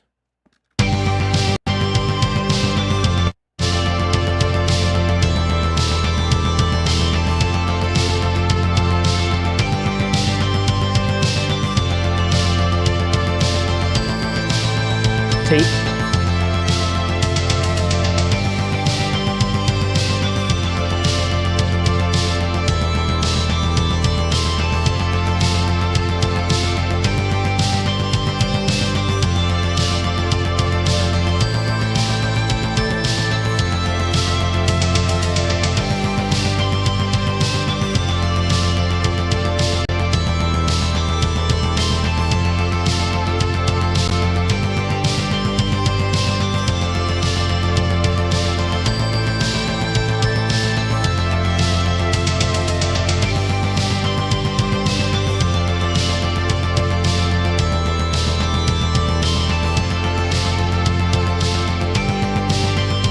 Now the kick has a little bit of a point here that I want to reduce just a little bit.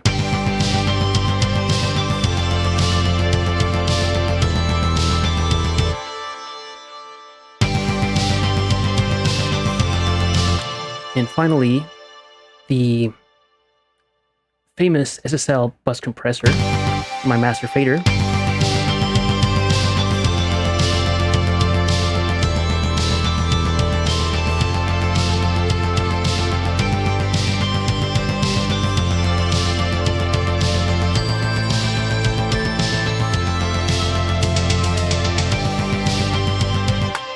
Not to go crazy, about 2 dB of gain reduction.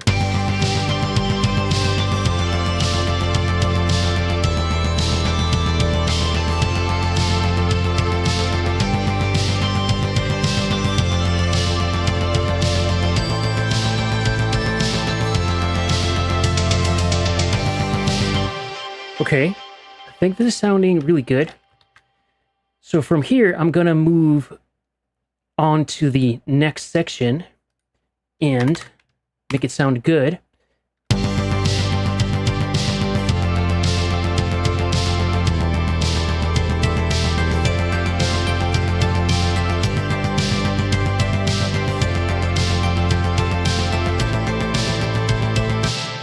want to add a little bit of compression to this ARP just to stabilize it a little bit.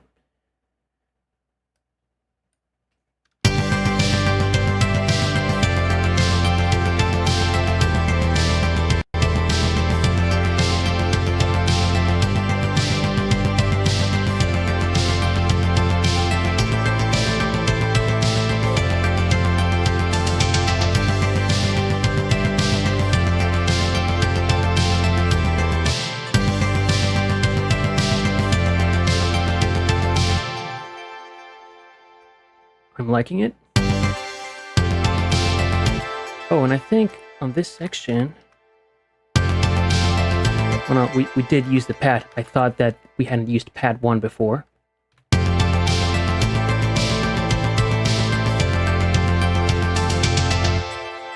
Okay, I like that. Let's play the outro.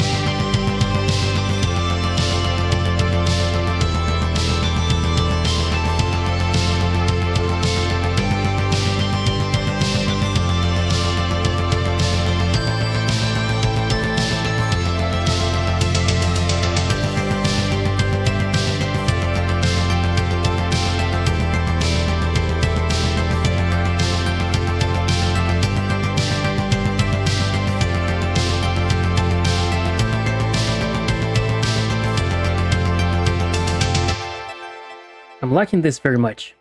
Let's work on the chorus.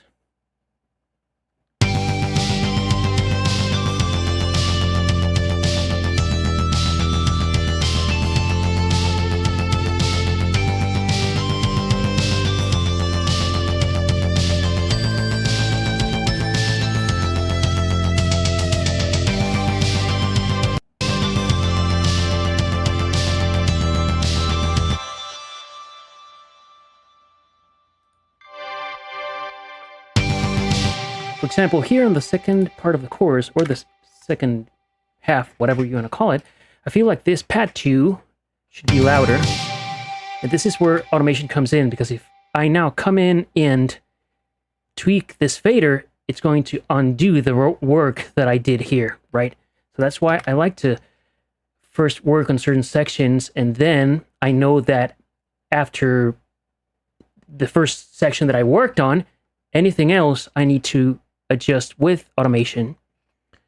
Otherwise, it screws up my mix, and whatever I do here will undo what I did before. So you got to be careful with that. Same thing, like I said before in the beginning, I like to create these notes.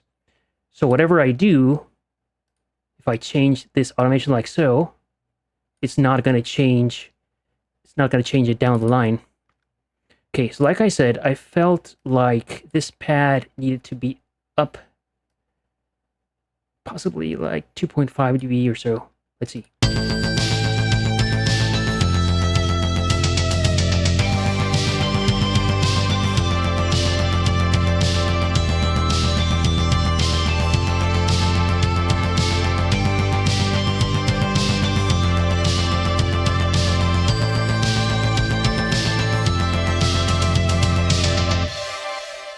Yeah, I like it. Let's work on the bridge.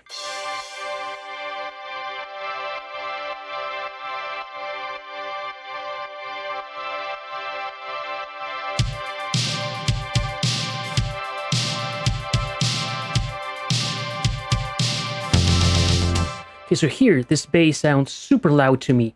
Remember that levels and a lot of things in mixing have to do with context. So in the context of this very loud section, the bass sounds okay. But in this other section, where there's few things going on at the same time, the bass sounds super loud. So it's always a game of whack-a-mole. That's why it's not like you can set your levels and forget them. There are certain tracks where you can get away with that, but for the most part, if you use a lot of contrast like I'm doing here, where you have sections that are more sparse and more busy, or with more energy and less energy, if you have just 3 elements playing at the same time, some of those elements may sound super loud as compared to a section with more energy. So you have to keep your eyes and ears open for that kind of thing, and address that in the mixing process.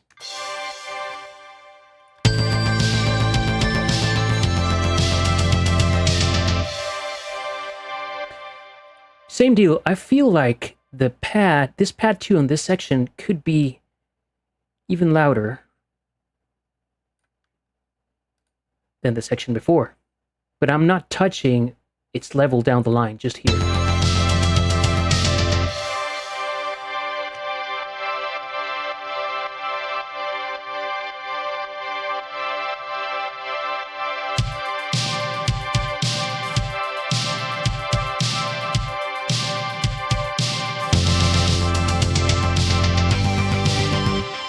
Okay, now this bass, like I said, sounds super loud to me. But just here.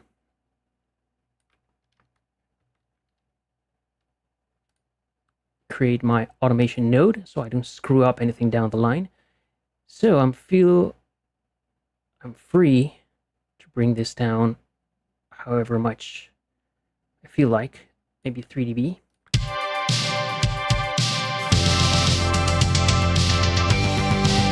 Better, way better. It doesn't stick out so much.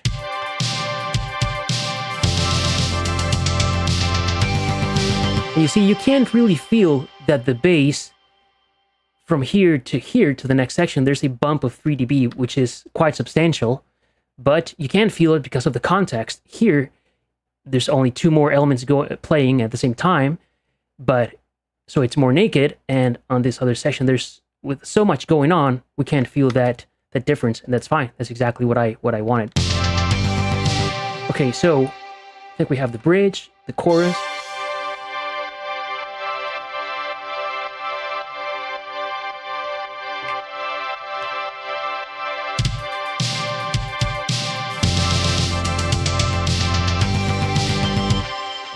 Okay, so now it's only the verse and the chorus. And the intro.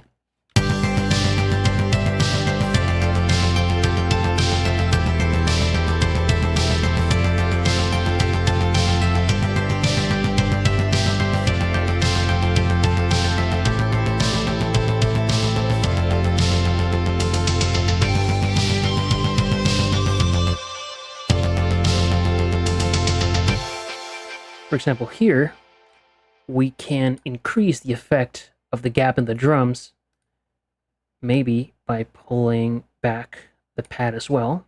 Let's see.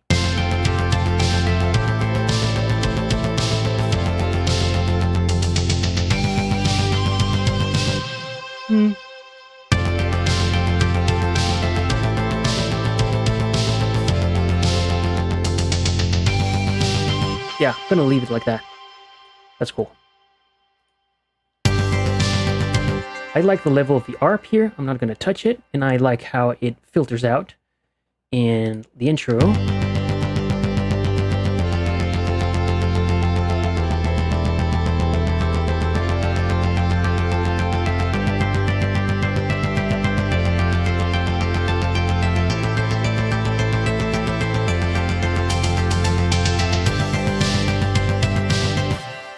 Could create a bigger moment here by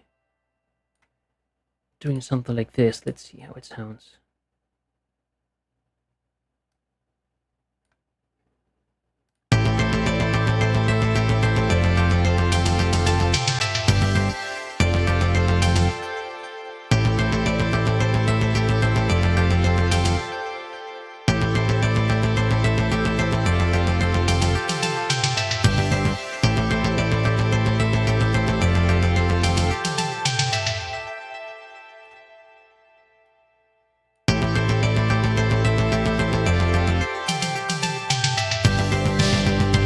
Cool.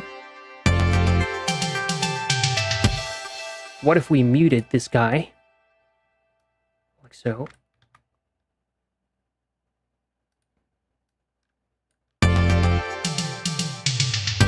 Nice, right?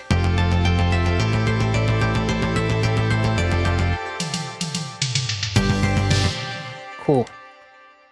Let me hide these guys.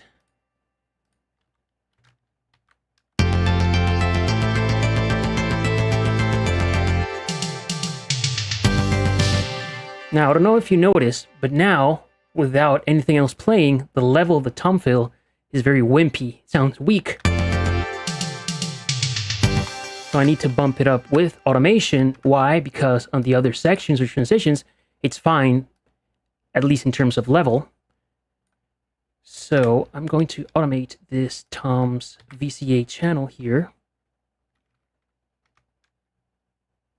Okay, Tom's VCA, and only here. I'm gonna bump this thing up like 3 dB maybe.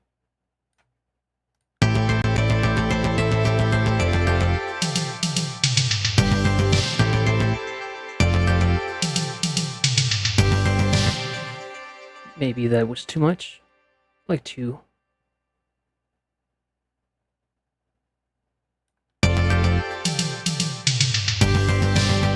Yeah, I like it. And for today, that'll work just fine. Okay, finally, I think I'm happy with pretty much everything. The final idea was fading in the master fader during the intro. Okay, so let's take care of that. And then do a couple of spot checks. And then play it top to bottom. Okay, so for the master fader, I'm going to come here. Create the automation lane.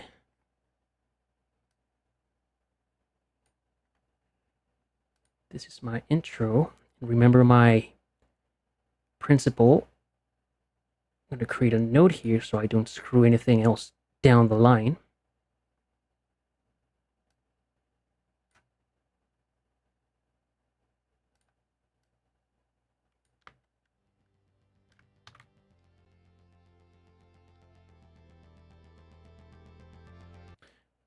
That is too slow, so let me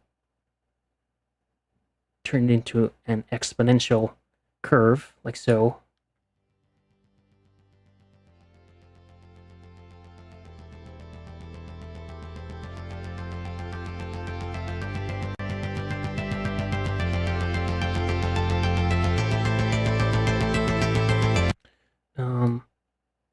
I feel like I want it to be faster.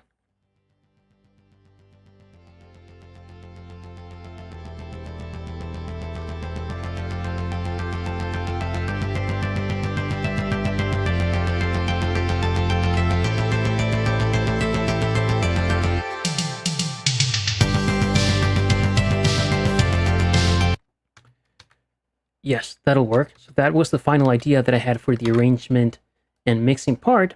Let me just do a few spot checks here and there, then we'll play top to bottom and call it a day.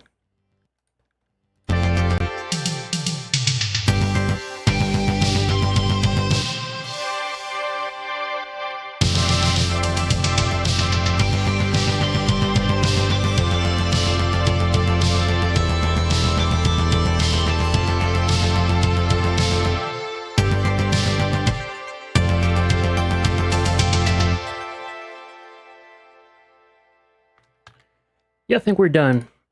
All right, so let me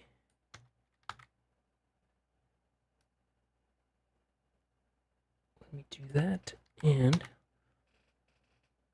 okay, I think we're ready for the final playthrough. Okay. Hello.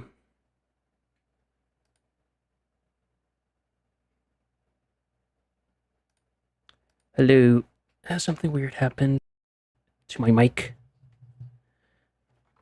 Or is it my headphones? Okay, headphones, I think. Cool. Let's play this thing top to bottom, then I'll see if there are any questions or comments in the chat, and we'll call it a day. So, here we go, my friends. Let me get out of the way.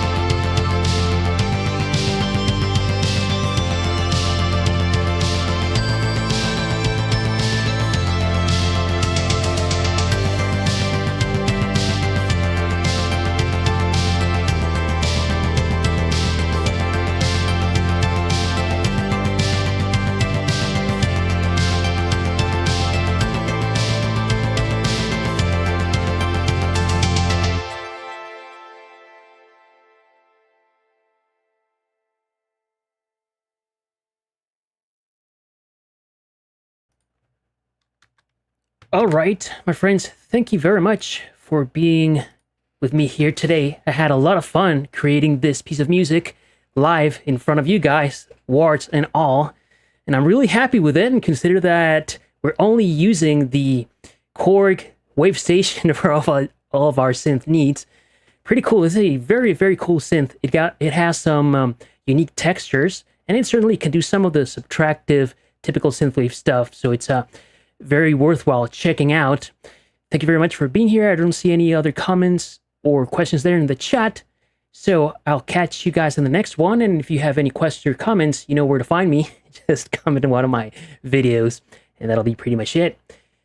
Thank you very much. Have a great rest of your day, and I'll catch you in the next one. Keep synthwave alive, my friends. Ciao.